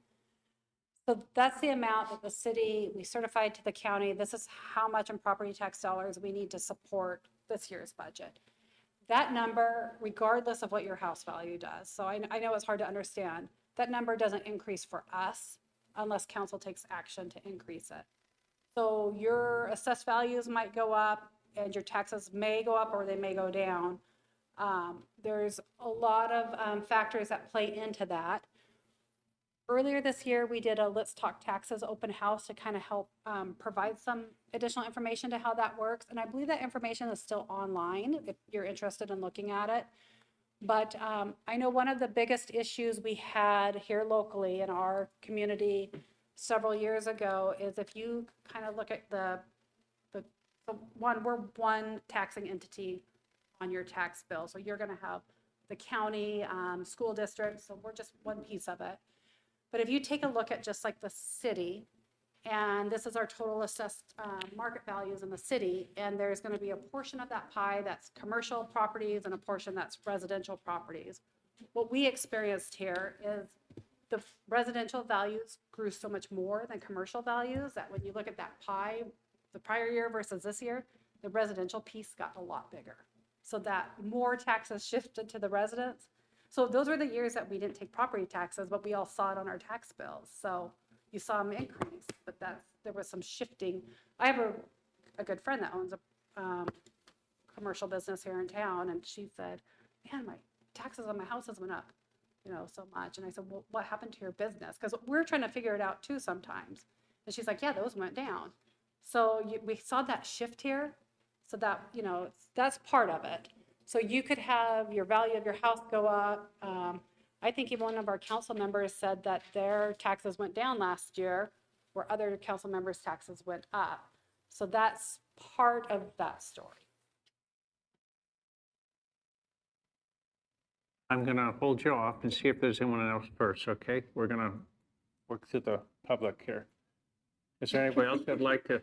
I appreciate the energy, though. I'll get you in. Nick, welcome. Thank you, council. My name is Nick Woods. I'm a Lewiston resident in the Orchards. First off, I want to applaud the city for the budget guide. I wish more government did that. I think it's admirable. Staff put in a ton of work into it. So as a citizen, I appreciate that. Looking through the numbers, I have some questions. So on the where we left off tab, you have a facilities increase of 241,295. I guess my question, when you're talking about the assigned building fund and those options for additional, that we're not going to spend in tax at the same time, why couldn't those assigned building funds be used for the 241,000 there and decrease the tax rate on the levy side? You know, what we heard, and then on top of that, second question, sound like industry standard is 90 days of excess. Sounds like probably 5 days are going to be left over. I think if you look at the 241 with the 5 days, you're getting pretty close to the 700,000. And there'd be a 0% property tax. Just looking at the numbers on my end. Thank you. Thank you, Nick. Amy, can you help us with those questions? I can. When council created the assigned building fund, it was intended to be for larger scale projects. Kind of one-time project or either construction or improvements. The property improvement account that we're trying to get additional funding to, one, we want it to be an ongoing funding so that we don't have to worry about that funding not being there, is to maintain the facilities as they exist today. So it's going to be like replacing an HVAC unit, replacing windows, maybe lighting at the library, kind of smaller scale projects. Things that will wear out over time that then you have to replace. As far as your second question on the 90 days, the reason the city uses 90 days is our best practice has to do with our revenue streams. So the city's primary revenues are property taxes and then the revenues that we get from the state. So we get a portion of sales tax that we collect through the state as well as liquor taxes. Both our property tax payments, our first payment of property taxes as well as our first payments from the states, we don't get them until January. It's about 120 days into our fiscal year. So that's why we try to maintain 90 days, because that will get us from that gap of October 1st to middle of January when we receive those first payments. Councilors, questions? And this is interaction here? No? Good to go? All right, do we answer the question about why we couldn't use some of reserves to cover, on top of that, because using those reserves to cover what you're asking for in the property tax increase, those are ongoing expenses, correct? Not something that's a one-time. So having 790, say we even had that reserve, using that would not continually fund what we're asking for. Yeah, when you look at what you use to fund your reserves with, you want to be careful what you fund them with. If you're funding ongoing needs, well, those monies are depleting and eventually they're not there. And then you have this ongoing need that you now no longer have a funding for. So when we look at how we use reserves in our budget, we look at either funding one-time needs, so maybe smaller scale projects, equipment purchases, or things that we maybe no longer want to have in the budget. So, you know, we're currently funding our community contracts. It doesn't mean that we maybe won't want them there in 5 years, but it's something that then we would, if we want to continue having them there, we need to find a revenue for them.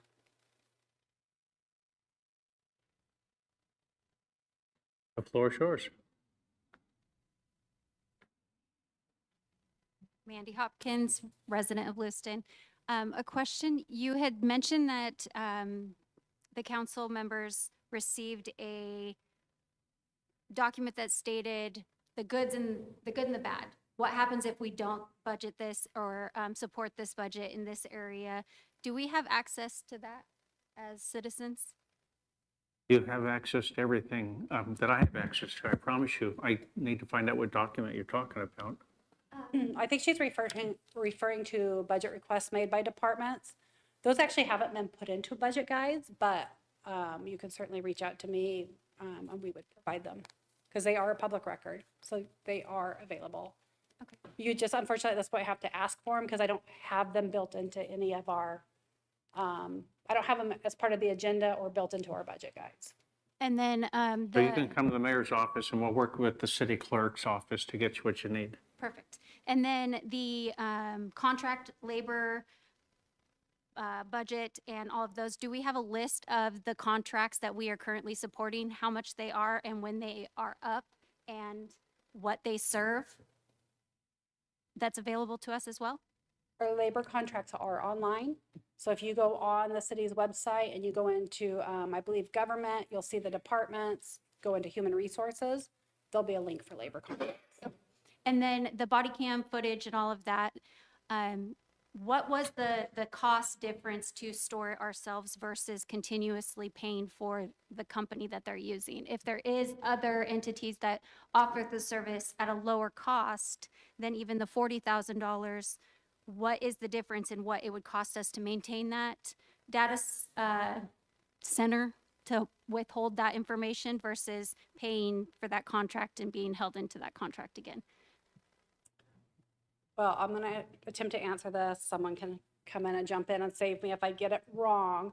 My understanding is the cost for us to migrate that data back to us and to store it, assuming we switched vendors, would be significantly more than the $40,000 price increase, because you're buying servers, and we're talking more than one server, because there's a lot of data that goes with that video.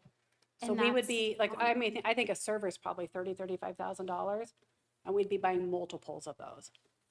And then servers only last so long, and you're replacing them about every 3 to 5 years. Everything to it? Jason Cusin, Police Chief, that's accurate. Plus also potential software we'd have to maintain to be able to access that data, because it's whole different, basically we use Axon body camera right now, so we have to maintain some type of Axon software just to access it for future uses. And depending on the type of crime and our retention, some of it there's certain crimes body cams we're gonna have to hold indefinitely up to like 80 years. So, yeah. And then in the terms of transparency for just the, oh gosh, I just had a brain fart.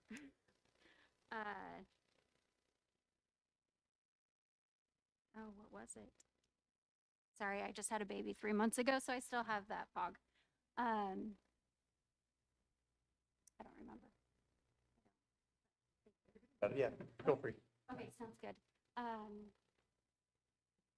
will add for yourself and the public, anyone who's here tonight or listening in from home, I'll be in office all week. You can always reach out with questions. And of course, we're back here next Monday too. They'll be reading the budget and considering amendments, but you could provide public comment too. But I figured out the question. When it comes buying you some time. Yeah, sorry. When it comes to the Speak into the microphone, please. Sorry, when it Counselor comes to Moore, too. the seizure funds and the wish list items for the fire department, do you guys have that categorized somewhere where we can see the items that you are wanting to purchase in the future, so that when it is being discussed in the budget, it's not like, oh, we're just now hearing this for the first time this year, when everything's already being asked of us? Like, if we could have that information for, 4 years, 3 years, 2 years, 1 year, whatever it is, if we knew that there was an ongoing wish list for each of your guys' departments that would show what that seizure fund could be used for, or the EMS reimbursement could check off, I think it might sit better with us citizens knowing that we're aware of where that money is going and why, when I'm being asked to pay more, it's necessary. I think some of those answers will come with the budget request forms, because we'll submit those requests for any increases that we feel is needed in our department. Those a lot of times don't go funded, so they'll continue on for several years. You'll request them multiple years in a row. And then also, you're trying to generate what you feel you need in a budget 18 months before you potentially need it. So sometimes things just come up. And so, there'll be some things that we plan for, some things that we don't always know to plan for. And last question, the utility requests that you had, or recommendations that you made in regards to like applying for a business license, having a fee associated with that, how come we haven't taken those steps to initiate those? I think that is a very realistic plan for the city of Lewiston, and it takes the burden off of some of the elderly that are not developing infrastructure and are not wanting to build and reinvest into Lewiston because they've paid their dues. But their property taxes are still going up, and eventually they're not going to be able to afford to live in their homes. But by taking some of those administrative tasks that she mentioned and putting a price with them, that sits better with me versus just, well, we're going to increase because we can type mindset. Thank you. Jennifer? I'll let Amy answer that question first, and then I just had a second comment to the prior question. So as far as, I didn't hear all of your question, I'm sorry, but as far as like charging a fee for business licenses, we do. So there are certain services we provide that there are fees attached to. There are some that we don't, like we're not gonna send you a bill if you make a phone call to 911 and the police come to your house to assist you. There are some services within our budget that there's a fee associated to, some that are not. Business licensing has a fee. If you're starting a business in the city of Lewiston and you're getting a business license or renewing a business license, there's a fee for that. Similar to building permits, you pay a fee when you pull those building permits. So some of our stuff have fees associated to it. We have our fee resolution that you would be welcome to request as well, that will show you all the services that there are associated fees with. Jennifer Tangano, City Attorney.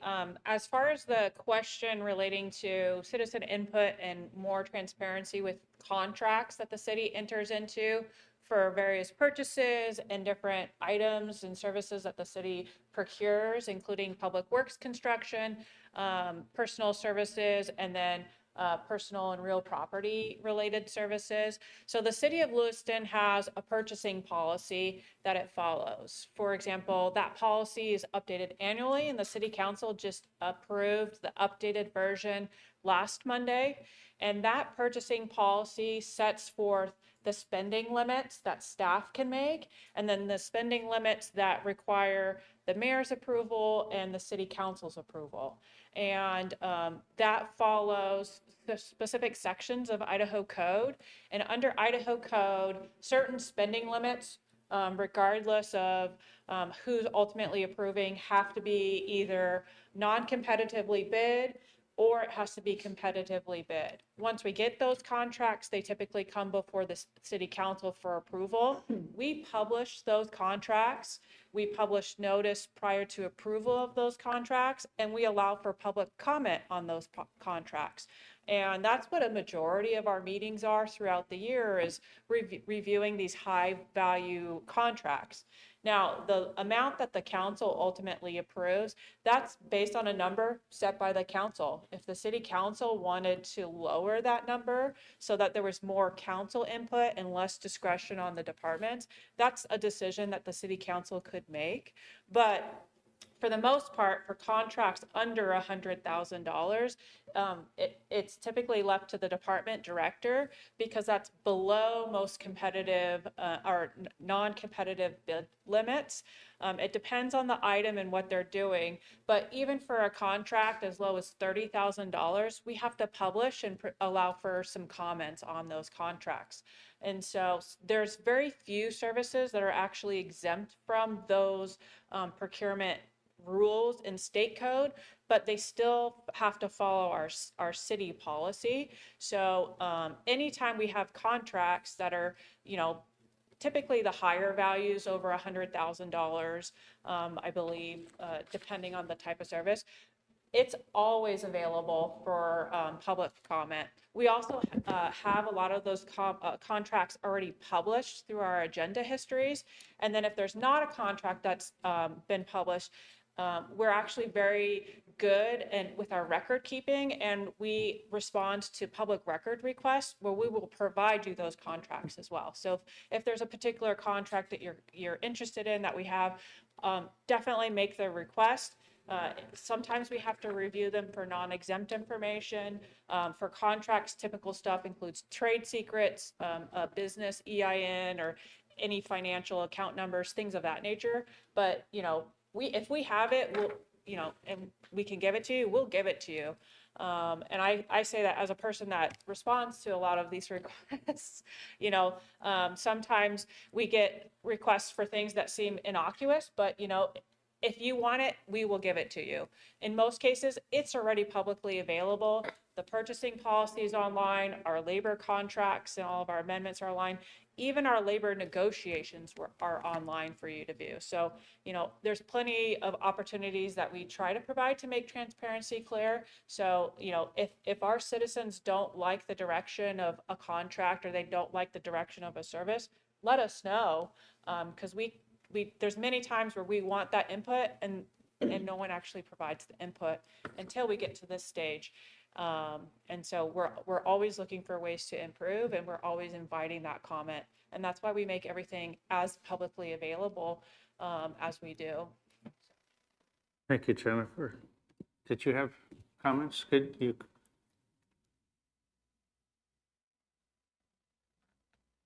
Hello, I'm Anna Bossart from Lewiston, a resident, and I just have a comment on Amy, is it? She commented earlier when she was talking about the budget, about using the 1% foregone taxes.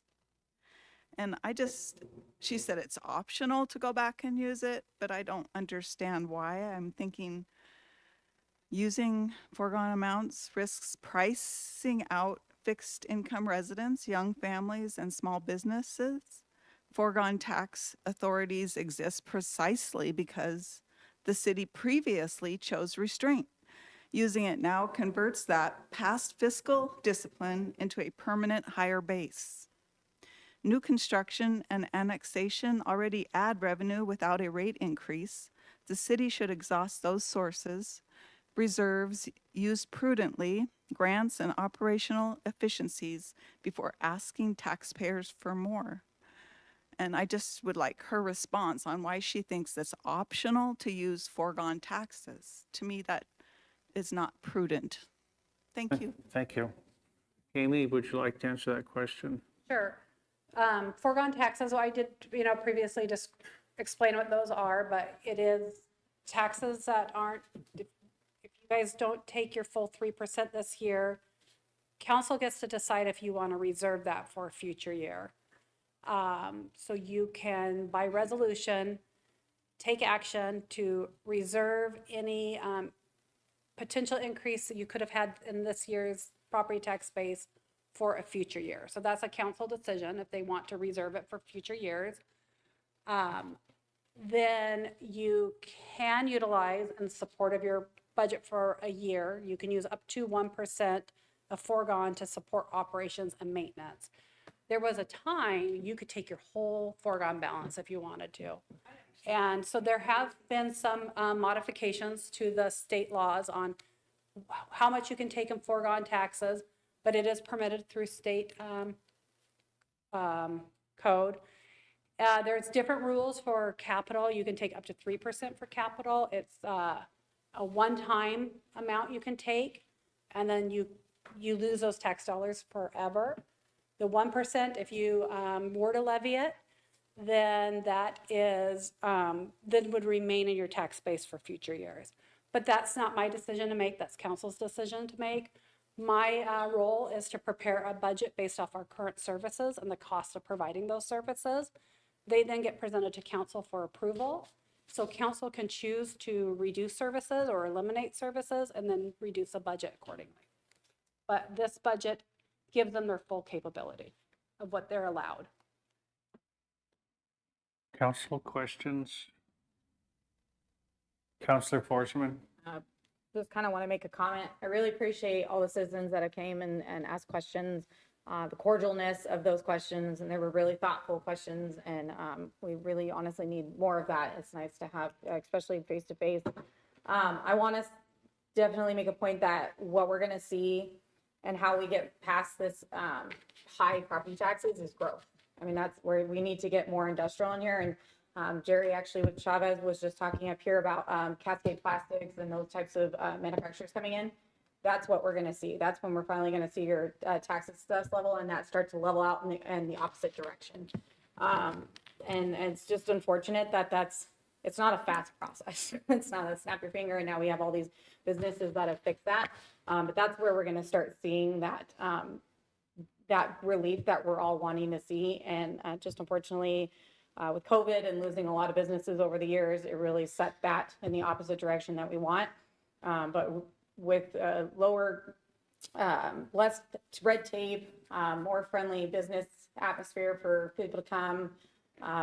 We talked about business licensing, obviously working with them and what works for them and how to be supportive of bringing them in and what requests they need and trying to meet those demands as best as we can, physically responsible, will bring those new businesses in and start to hopefully push us in that right direction that we're all wanting to see. So I know I want my taxes going down, and that's really passionate to me, is economic development and seeing how we can make that happen.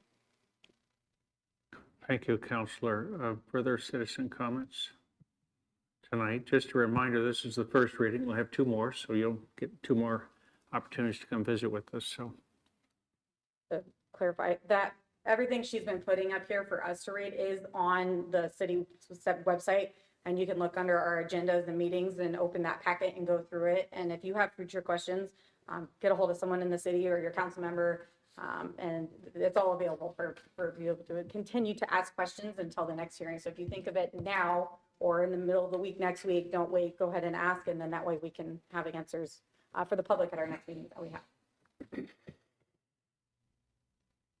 Counselor Spickelmeyer. Thank you, Mayor. So Amy, in the stormwater, it says that we have about $1 million in projects scheduled for the stormwater section, but also had a $428,000 increase in stormwater operations. What's that?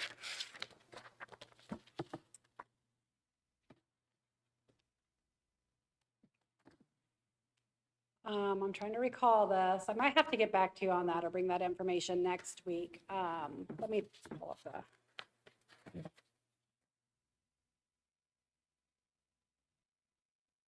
Because it doesn't include any new positions in there.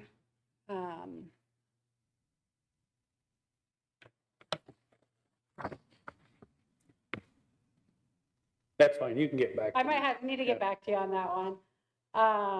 But if you kind of look, oh, it is a capital. It is capital. So if you look at the guide here, and it shows that 415, and then you go down into the line items, the very final line item is capital. 415,000 of that is capital. Of that increase is capital. Okay.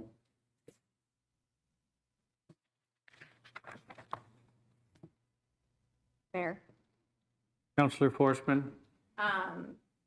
I understood her question with the 1% foregone and kind of how that could feel like the council chose to not take it and being physically being responsible with taxpayer dollars and then coming back and saying, never mind. I could see how that seems like that type of behavior. So what does it look like for us if we decide to remove that 1% and just go with a, what would that be? 3%, because we're talking 4%. So just a 3% remove the foregone as an option.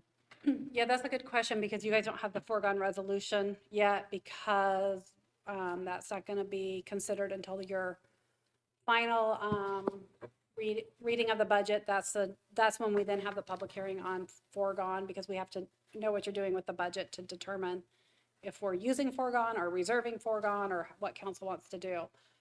The amount of the foregone, I don't have the exact dollar amount. Oh, but it's, yes, I do, because it's on our presentation here. So I'm going to see if I can.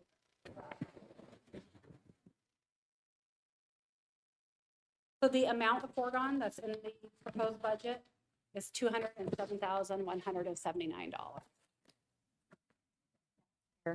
Counselor Forsman.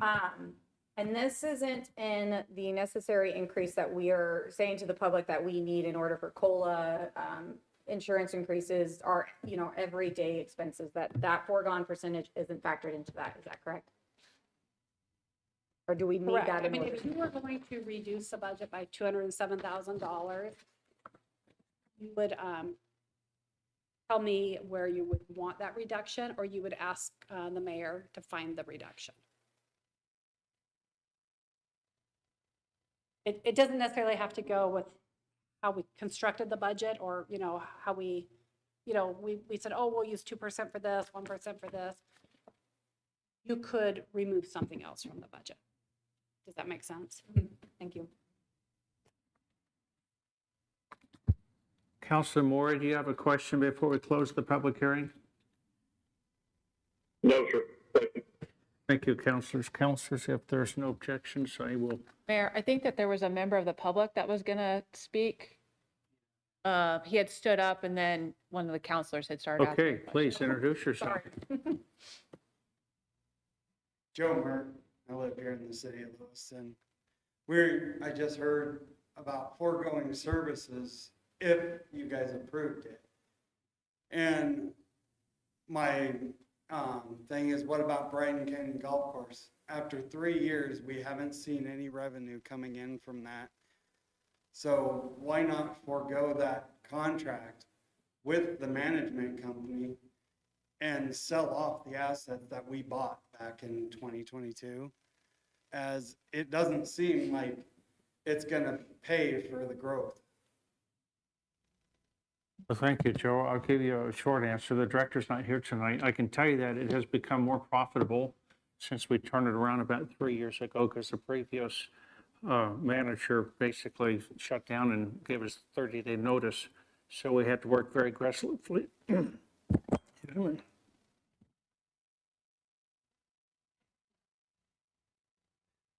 Amy, can you Take come? over on that? Yeah, I mean, so we are building into our budget. There's more in expense in the budget than revenue, but some of that's planned because we're making improvements at the golf course so that it can have more life to it, that it can bring in more golfers.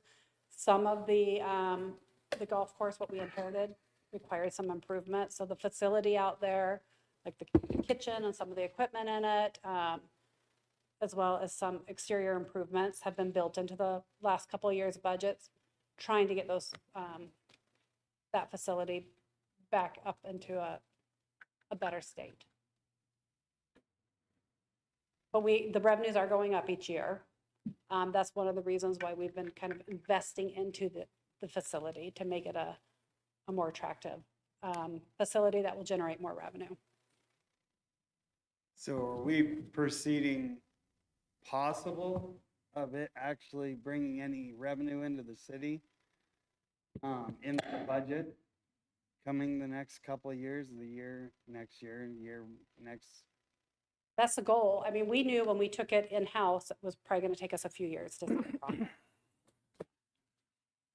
I just wanted to add a comment to Jennifer Tingano, city attorney. That land is actually encumbered with state obligations, and it has to remain as recreational lands. And if the city were to divest itself from those lands, we would face a hefty bill associated with that. So as long as we keep it for state or for public recreation purposes, we don't have to reimburse the state those funds. Because of Idaho Department of Land grants that were received when that land was first acquired. So there's also other obligations that essentially require it to be kept in our ownership, or it has to be kept in a third party's public ownership. And so there's limitations on that as well. Even if that third party no longer uses it for public purposes, the city of Lewiston is still on the hook for that. And that's based from action back in the 1970s, from when the state funds were first got for that. So that's a complicated piece of property. So.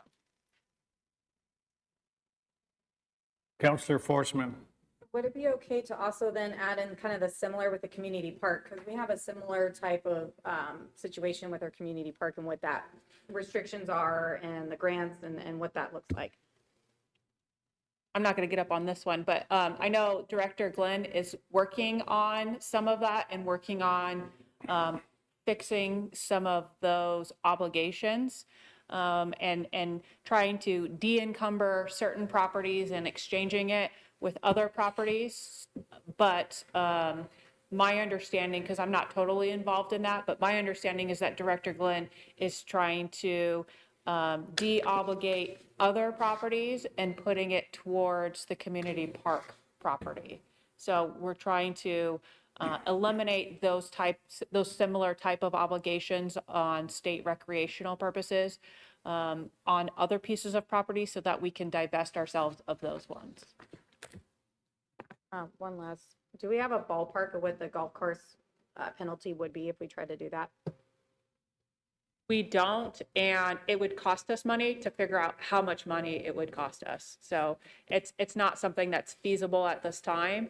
And I think that the amount of money is exponential compared to when we first got the money. Thank you. Council President Kleberg. Money has to be repaid based on what, whatever the original agreement was, but it has to be repaid at today's current dollars, which our attorney just said would be exponential.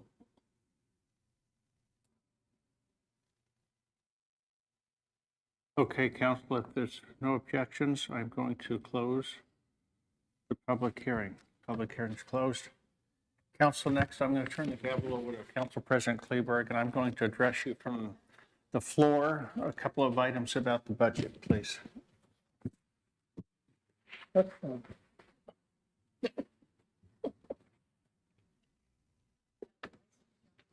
Okay.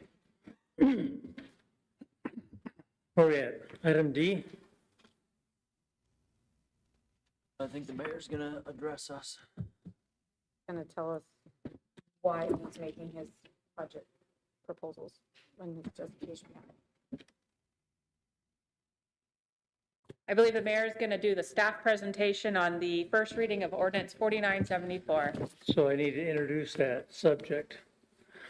So item D, first reading of ordinance 4974 to be termed the 2027 annual appropriation ordinance, considering appropriating sums of money authorized by law and deemed necessary for all general and special municipal purposes of the city of Lewiston for the fiscal year commencing October 1st, 2026 and ending September 30th, 2027.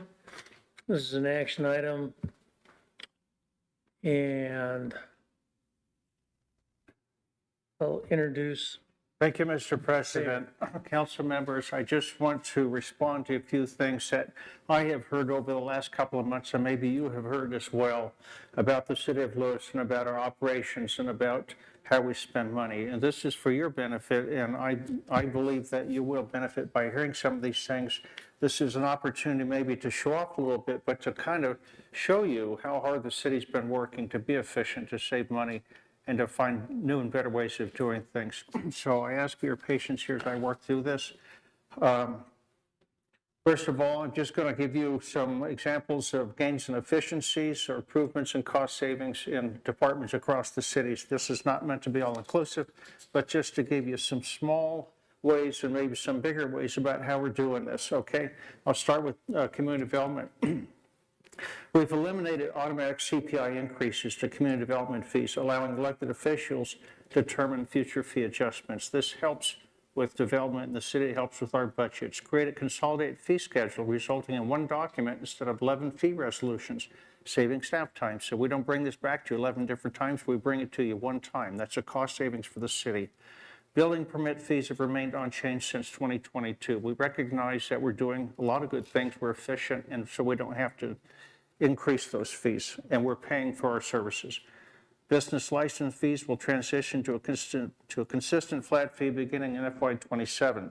Our police department officers who are attending the NIC Academy are utilizing Idaho Launch tuition assistance, reducing academy training costs. That reduces our costs as a city. They're utilizing seizure funds, you heard about that, to secure a new armored SWAT vehicle and new patrol rifles. And again, this is due to the hard work of our law enforcement folks.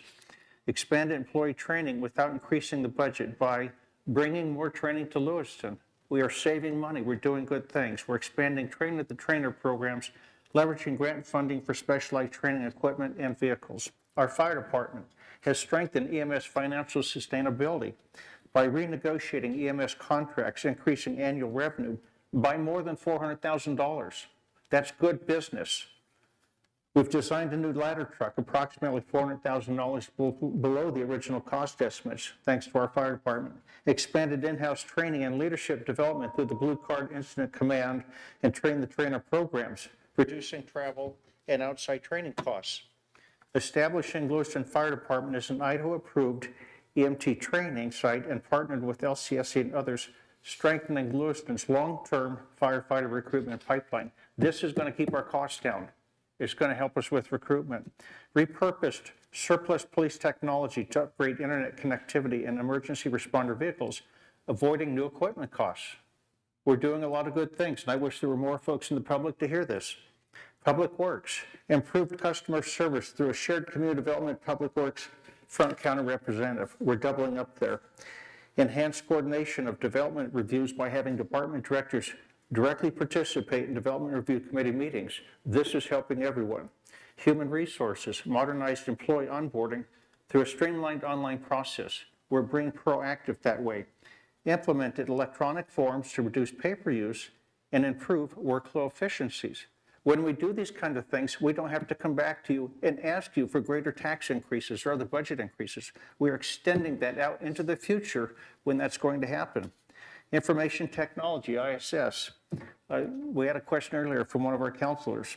Transition city council meetings from live stream to YouTube, reducing cost while improving accessibility. Revised technology purchasing standards to evaluate security compatibility support requirements and possible duplication before city funds are committed to new programs, Counselor. Purchasing now includes ISS review of software purchases to reduce duplication, improve cybersecurity, and ensure compatibility before buying these things. Our library, expanded library on-the-go outreach without adding administrative staff. That's important, especially to the folks that they serve. Received grant fundings and donations of over $76,000 supporting public services. Added free notary services. We're adding more services and we're not increasing costs to do that. Continue with low-cost public fast services. Improve public internet billing processes to reduce administrative costs. Transition public use laptops to open source software, reducing licensing expenses. Move presentation software management in-house, limiting outside service costs. Design and printed promotional materials internally, reducing printing costs.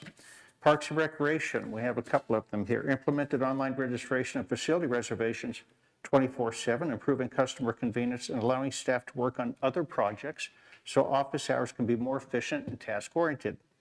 Upgraded parks with LED lighting, improving safety while lowering energy costs. Security cameras were installed to deter vandalism and reduce repair costs. Installed synthetic turf on multiple fields, reducing maintenance costs and avoiding additional funding requests. Got a couple others here.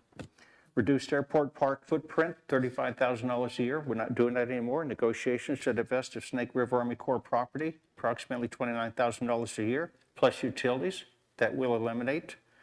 Columbarium pad, about $10,000. Crews did the work. They only had to pay for the concrete. Site work at the cemetery, using fill from other city work projects instead of buying this fill from other places. Finance department, every team member is trained to back up at least one other role within the office. This allows responsibilities to be reassigned during vacation, illnesses, vacancies, and high volume periods, and reduces reliance on overtime or temporary assistance.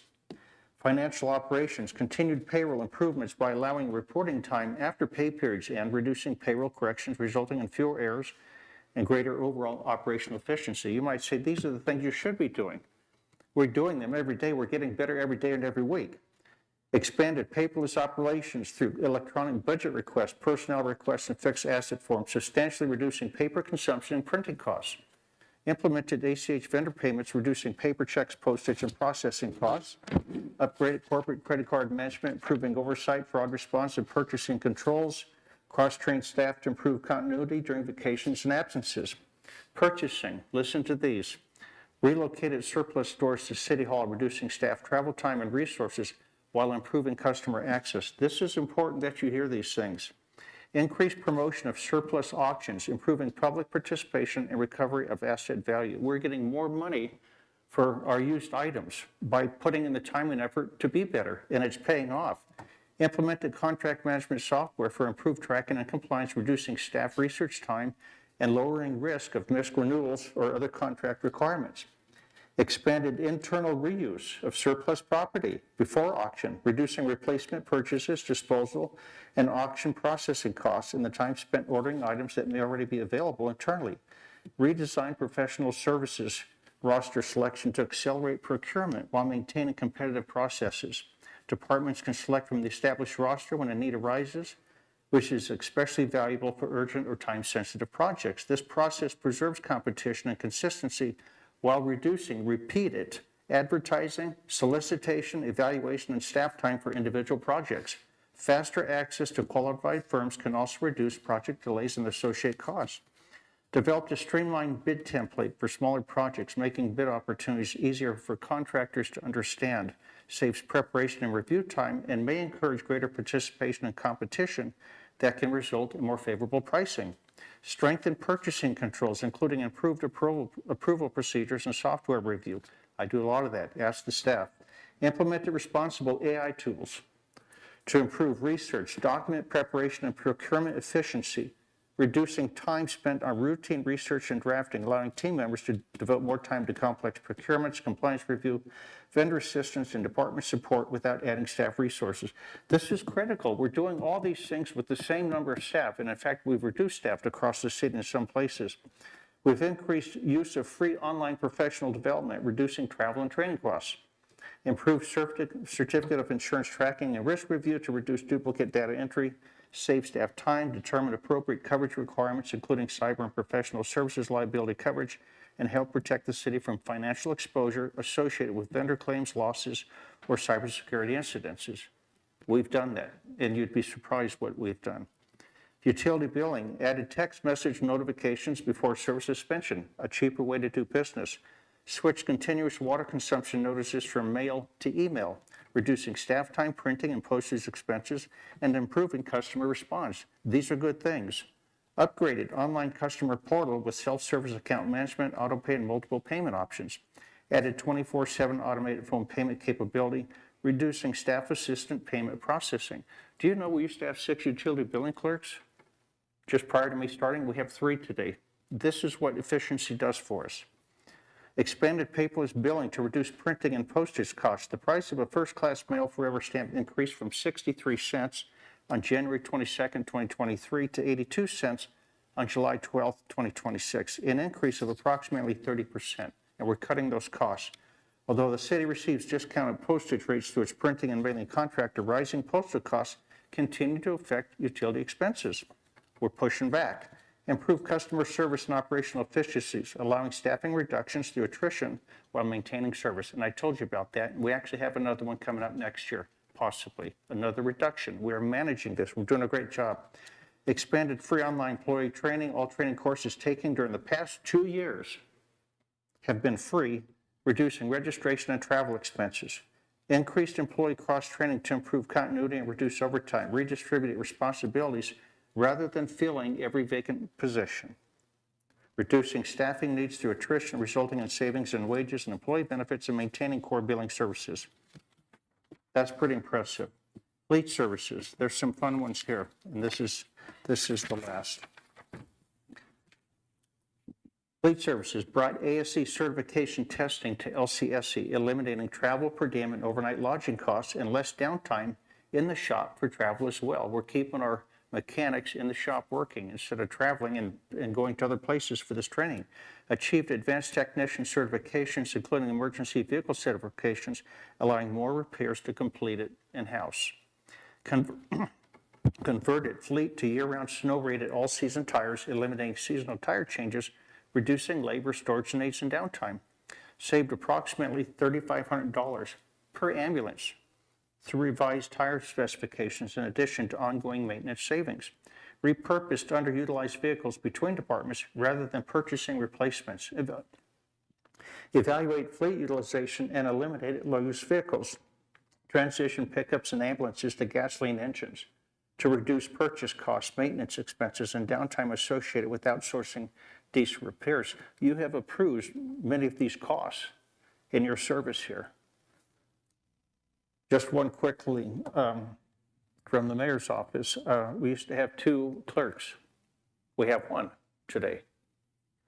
And then also, something that I was pretty excited about, our city clerk a couple of years ago submitted some draft legislation to the legislature to change certification, a certified mailing versus a first-class mail on certain notifications.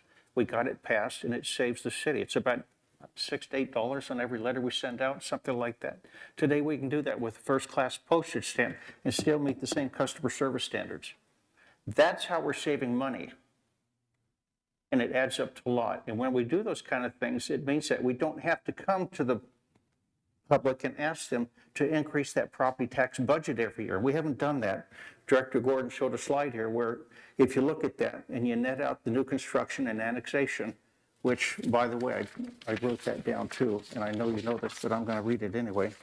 New construction and annexation values are not the same as raising the base property tax budget, though both allow local taxing districts to increase total property tax revenue. The 3% base increase handles general inflation and rising operational costs. I can tell you that as a legislator. That's what it's there for. And we haven't done that for a long time, which tells you we're managing that inflation, we're managing those rising costs, and we have done it, and I've got the proof here. New construction annexation captured the taxable value of new physical development and newly annexed land added to the tax rolls. So we're saying you want to play, you got to pay, and they do. Growth has to pay for itself. This growth factor is meant to fund expanded public services and infrastructure needed for new development. Very key for the state, okay?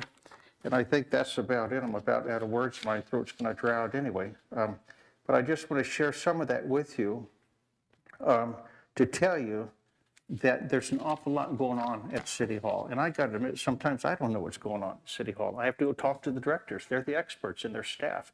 But I know that they're working hard and they're using this money wisely. They're doing good things for the city. So I would ask anybody that has questions or concerns to come down to City Hall, contact myself or one of our directors and their staff, and we'll get you the information you need. But I think we have a pretty strong record that we can show. And this is the first public hearing on this budget. We can certainly make changes. Council is going to provide direction on that. But I can tell you that whatever you give us, we're going to use it efficiently and wisely. And so I thank you for your time. Thank you for allowing me to come up to share these words with you.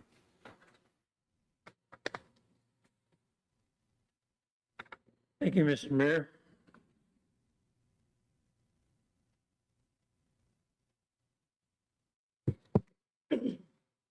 So, first item would be motion to approve the first reading of ordinance 4974.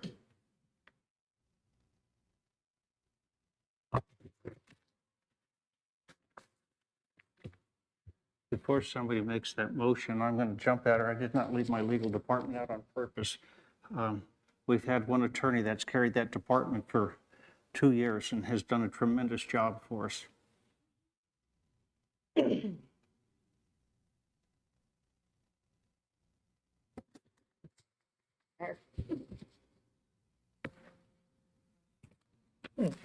Motion to approve the first reading of ordinance number 4974. I'll second. Been moved by Councilor Horstman, second by Council President Kleber to approve the first reading of ordinance number 4974. Is there discussion or amendments? Council President Kleber. So in the first reading, we've got 2 more readings coming up, and I've got a couple of ideas on trimming a couple items out of the budget. And I'll be prepared to make those amendments at our next meeting. But in order to start the conversation rolling, I'm happy to second this motion. And as far as the appropriation of the 3% plus 1 on the foregone, you can always start out here and we can always reduce it.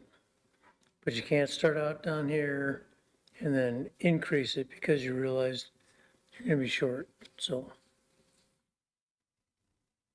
That's all I got. Councilor, thank you. Councilor Speckelmeyer.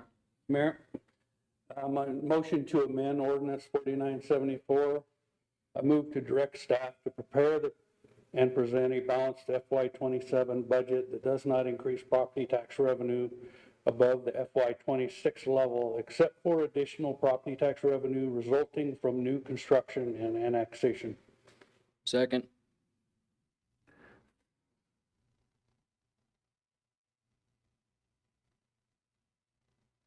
Counselor, can I have your motion there to read back?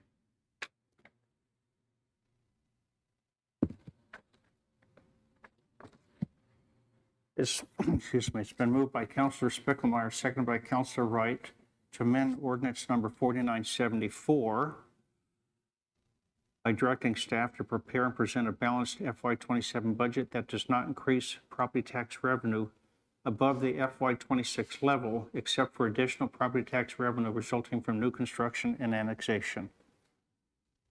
Does the council understand the motion? Counselor Maury, did you catch that motion? Yes, I did, sir.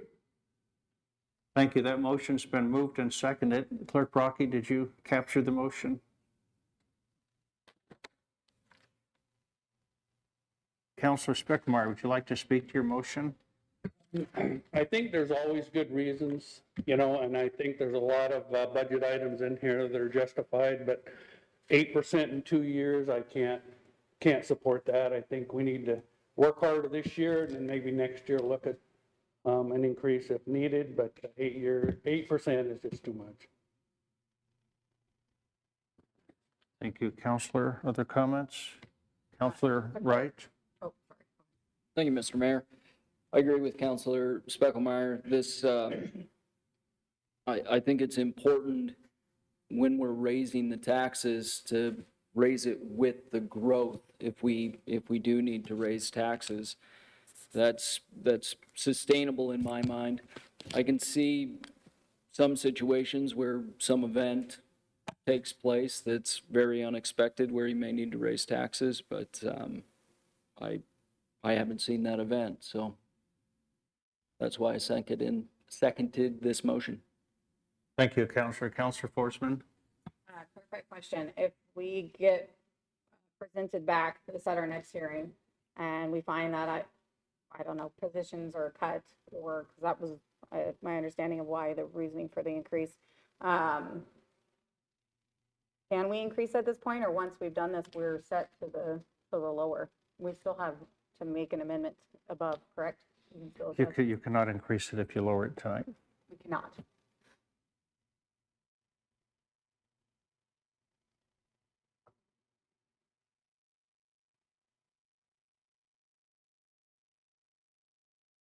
Council President Kleberg? Yeah, and that's a good point, Mr. Mayor. One of the reasons I won't support it tonight, I may support this motion next week, but at this time, I think we still have a few things to chew through and be ready to make our amendments next week. Mayor. Counselor Maury, would you like to add to the discussion here? I'm sorry, Mayor, you're gonna have to repeat yourself. We had a motion to amend ordinance number 4974 by removing the property tax, the increase of the property tax budget, less new construction annexation. Did you have comments on that for tonight? Not at this time. Thank you, Counselor. Counselor Speckelmeyer. So a follow-up to Counselor Forsman's question. I thought we couldn't increase it past the mayor's proposed budget, but it could fluctuate in between. So if I made this motion and it passed, and tomorrow somebody wanted to make a motion to increase the budget 1%, I thought our fluctuation was in between. Your cap was the cap of the budget process. Yeah, if we lower the budget tonight, it goes down. We can't bring it back up.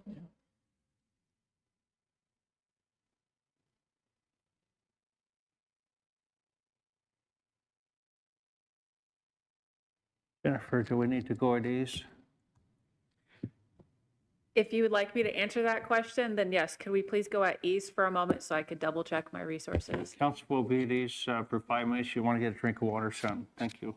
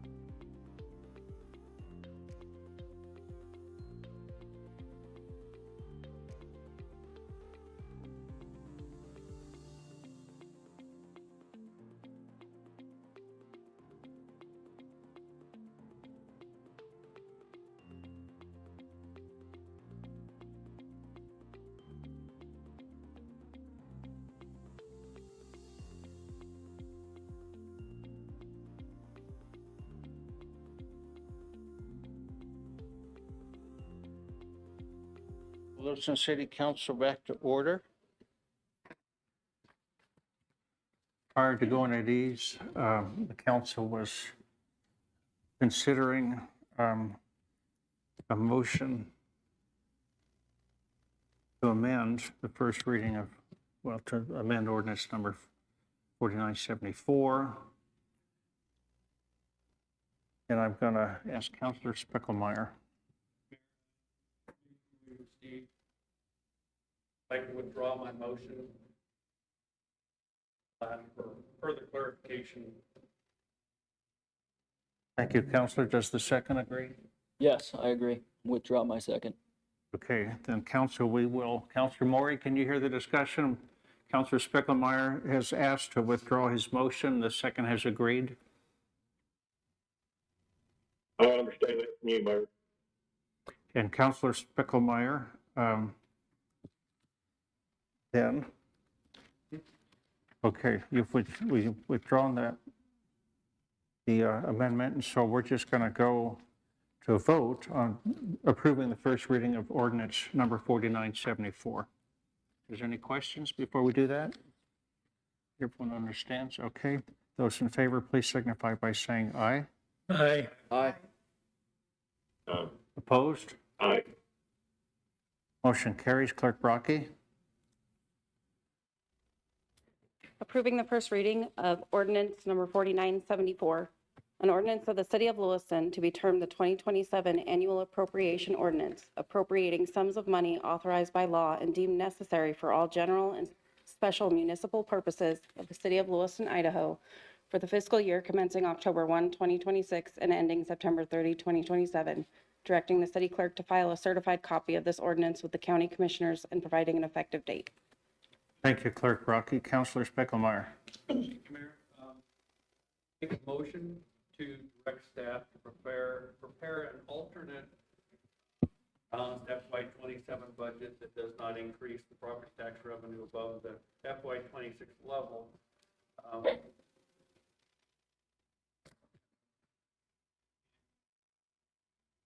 With the exception of additional property revenue resulting from new construction and annexation, budget cuts would be at the discretion. Second.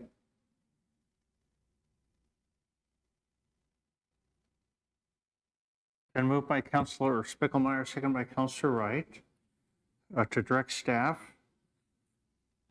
to prepare an alternative budget for fiscal year 27 that does not include an increase to the property tax levy, the budget over FY 26. What else am I missing, Councilor?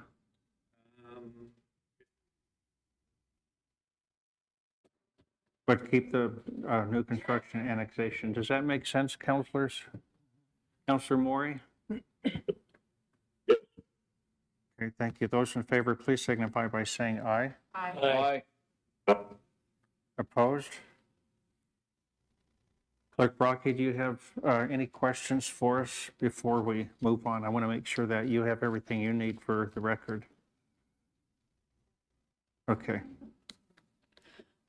Thank you, Council. Next, we move to item E, first reading of ordinance 4975, considering fixing and establishing the tax certification on all taxable property situated within the corporate limits of the City of Lewiston for the fiscal year beginning October 2026 and ending September 30, 2027, for the purpose of providing and raising monies for municipal and corporate purposes, providing for certification to the Board of County Commissioners of Nez Perce County in the amount of, I'm going to read the original amount, $26,058,940, providing a certified copy of the 2027 Annual Appropriation Ordinance to the Board of County Commissioners of Nez Perce County, Idaho, as adopted by the City of Lewiston for the 2026-2027 fiscal year. This is an action item. Our Finance Director, City Treasurer, Amy Gordon, is here. Director Gordon, I'll turn this over to you if you have anything. Thank you, Mayor, members of council, Amy Gordon, City Treasurer. So as we discussed during the public hearing, with that increase in the personal property tax replacement dollars, council will need to, at minimum, amend this particular ordinance to reduce the amount of taxes being certified. And I've prepared the amendment that would be required to do that. Hope council can read it, but I would be more than happy to read that to you. Thank you, Director. So council, what we would do is we would entertain a motion to approve the first reading of ordinance 4975. Get a second discussion if there is any, and then we'll ask for an amendment to correct the dollar amount to the ordinance as Director Gordon just explained. I can read it. Councilor Forsman, I move to amend ordinance number. we need a motion to approve the first one. Oh, I'm sorry. This one first. Oh, you go ahead, then I'll read it. Councilor Klein, Motion to approve the first reading of ordinance number 4975. Second. been moved by Councilor Klein, second by Councilor Spicklemeyer to approve the first reading of ordinance number 4975. Is there discussion or amendments? Councilor Forsman. I move to amend ordinance number 4975 to reduce the tax certification amount from $26,058,940 to $25,862,130 by reducing item A, general fund, from $18,852,620 to $18,655,810, and increasing the amount of the anticipated personal property tax replacement funds from $381,58 to $578,390.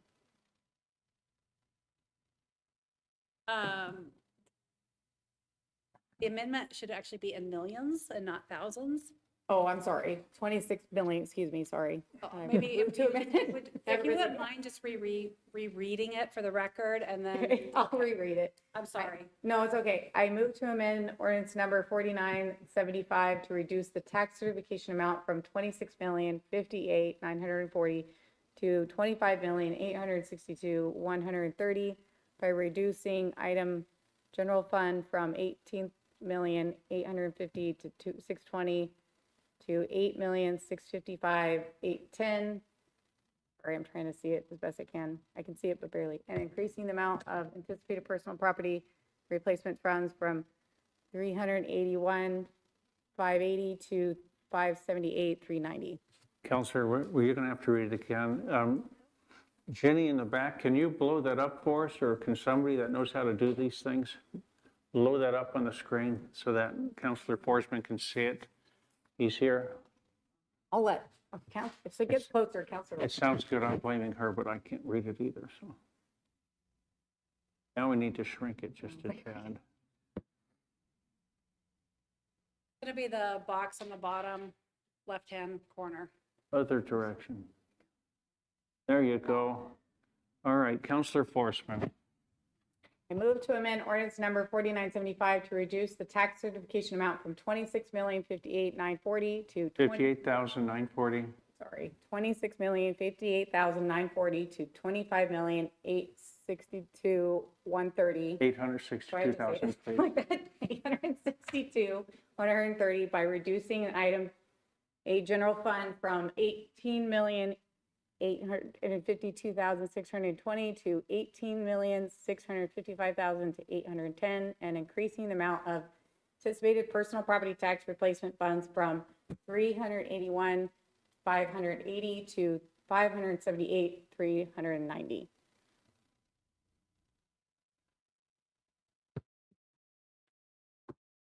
Second. Thank you, Councilor Wright. It's been moved by Councilor Forsman, second by Councilor Wright to amend ordinance number 4975 to reduce the tax certification amount. Nope, please put it back up. Dollar by dollar.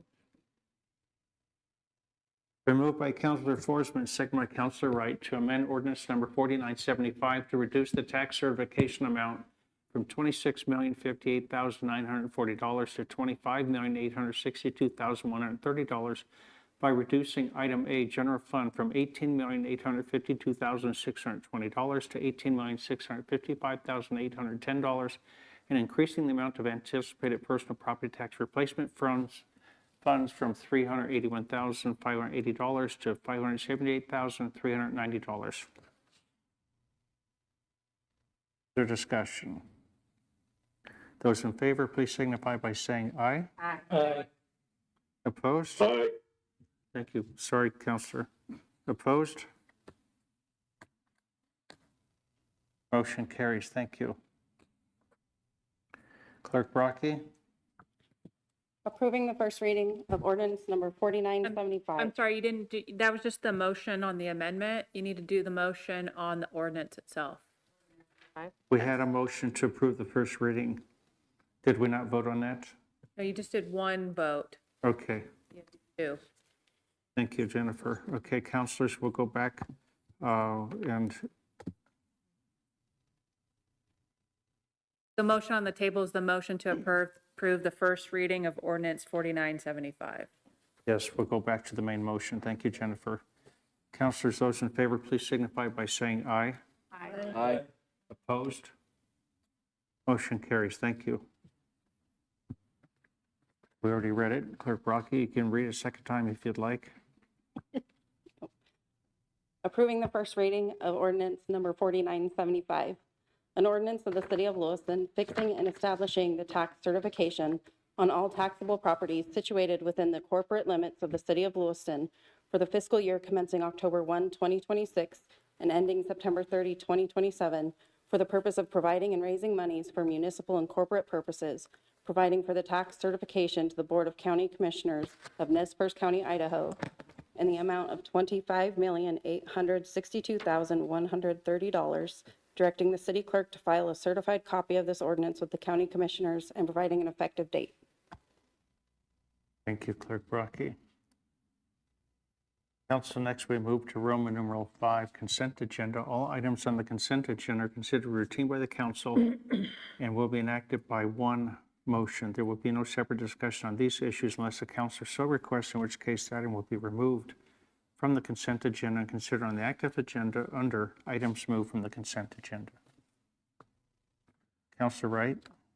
I move to approve the consent agenda. Second. Been moved by Councilor Wright, second by Councilor Forsman to approve the consent agenda. Clerk Brocky?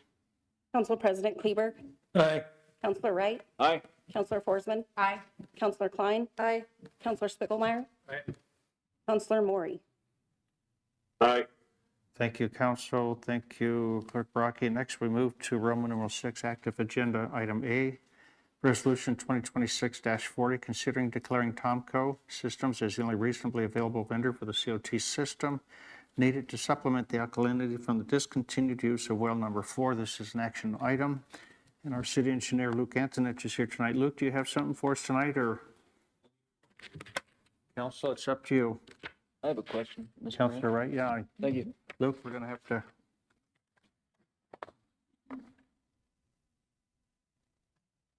Not super complex, just, oh, sorry, if you want to introduce yourself. Luke Anthony, city engineer. Awesome, thank you. If this ever isn't the case and there is another vendor, I assume we can take this back and we would go to bidding again?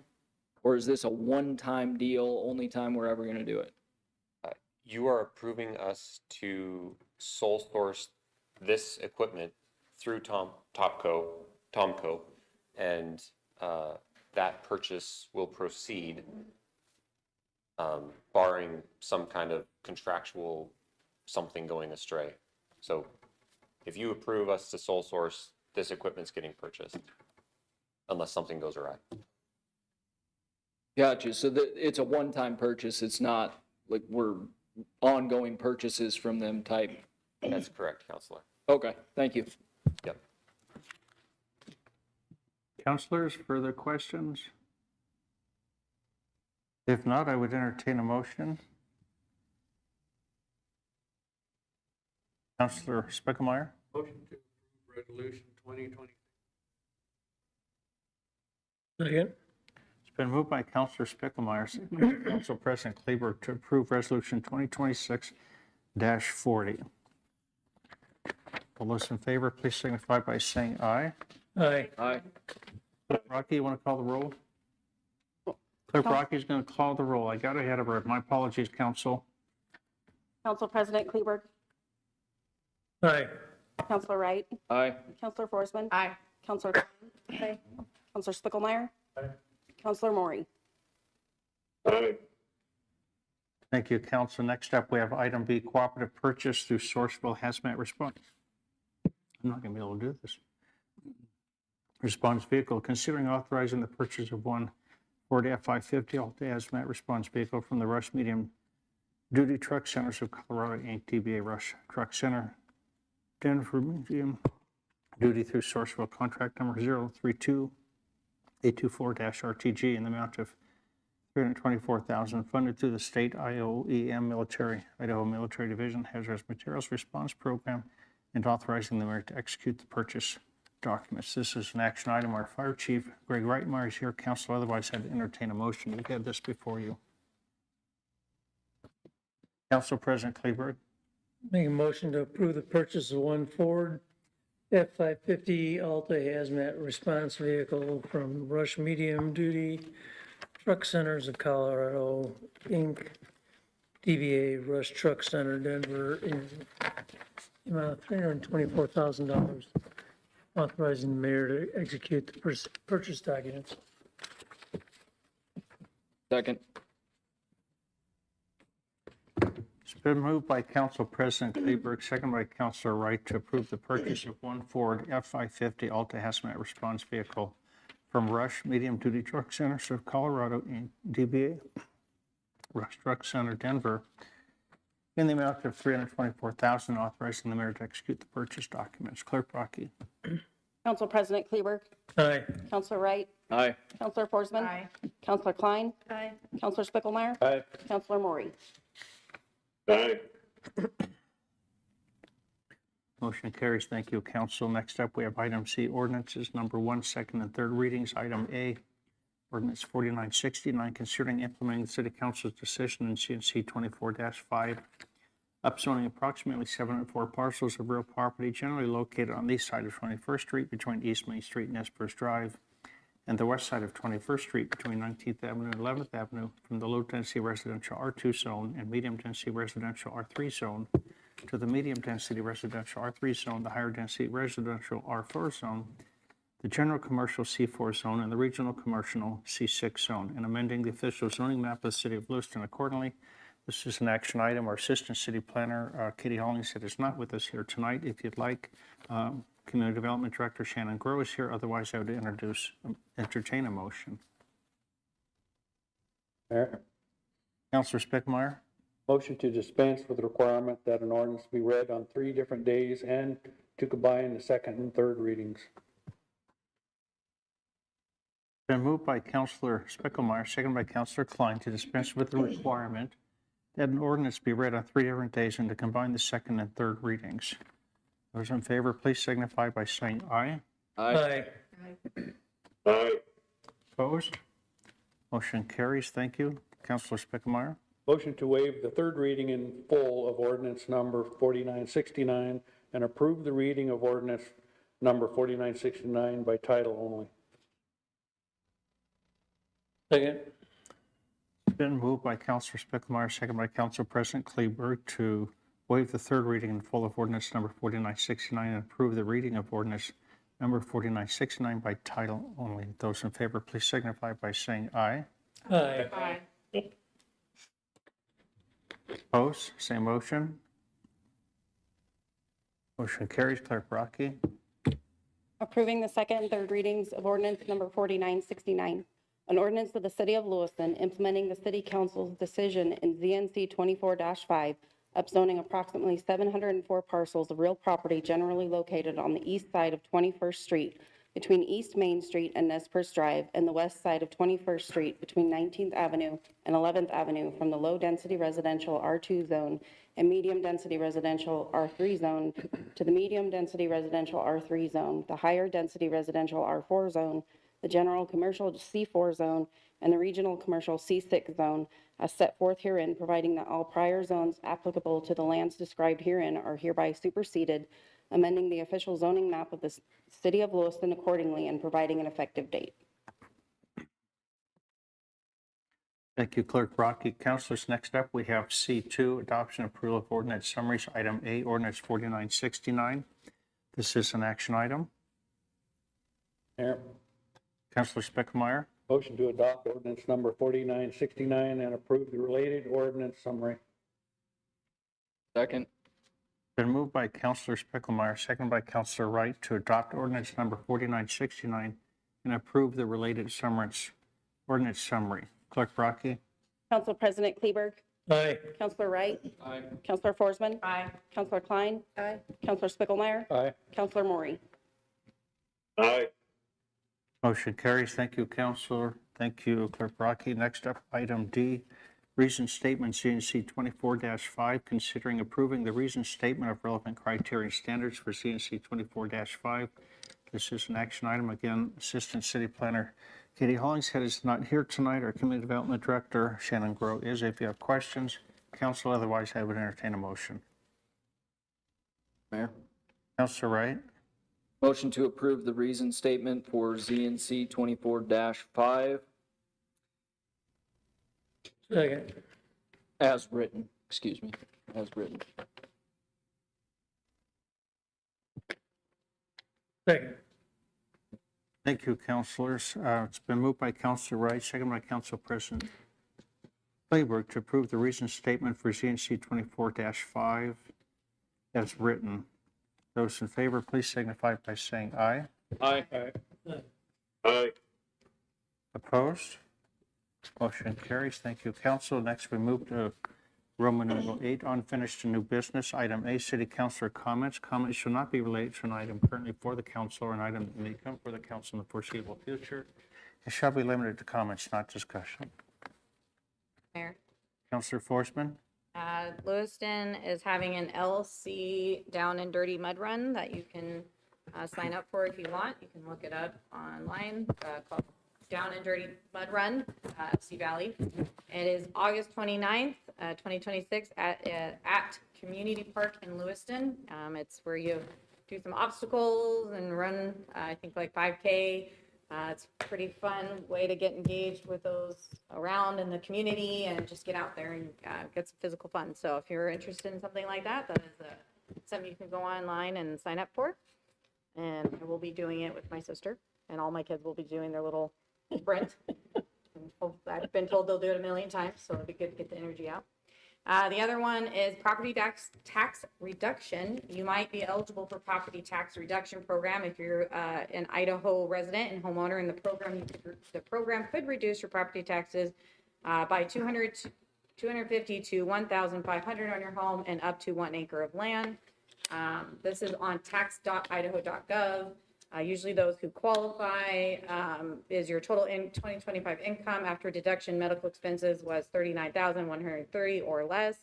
You're 65 or older, blind, widowed, disabled, former POW or hostage, or a motherless or fatherless child under 18 years old. You owned and lived in a home in Idaho that was your primary residence before April 15, 2026.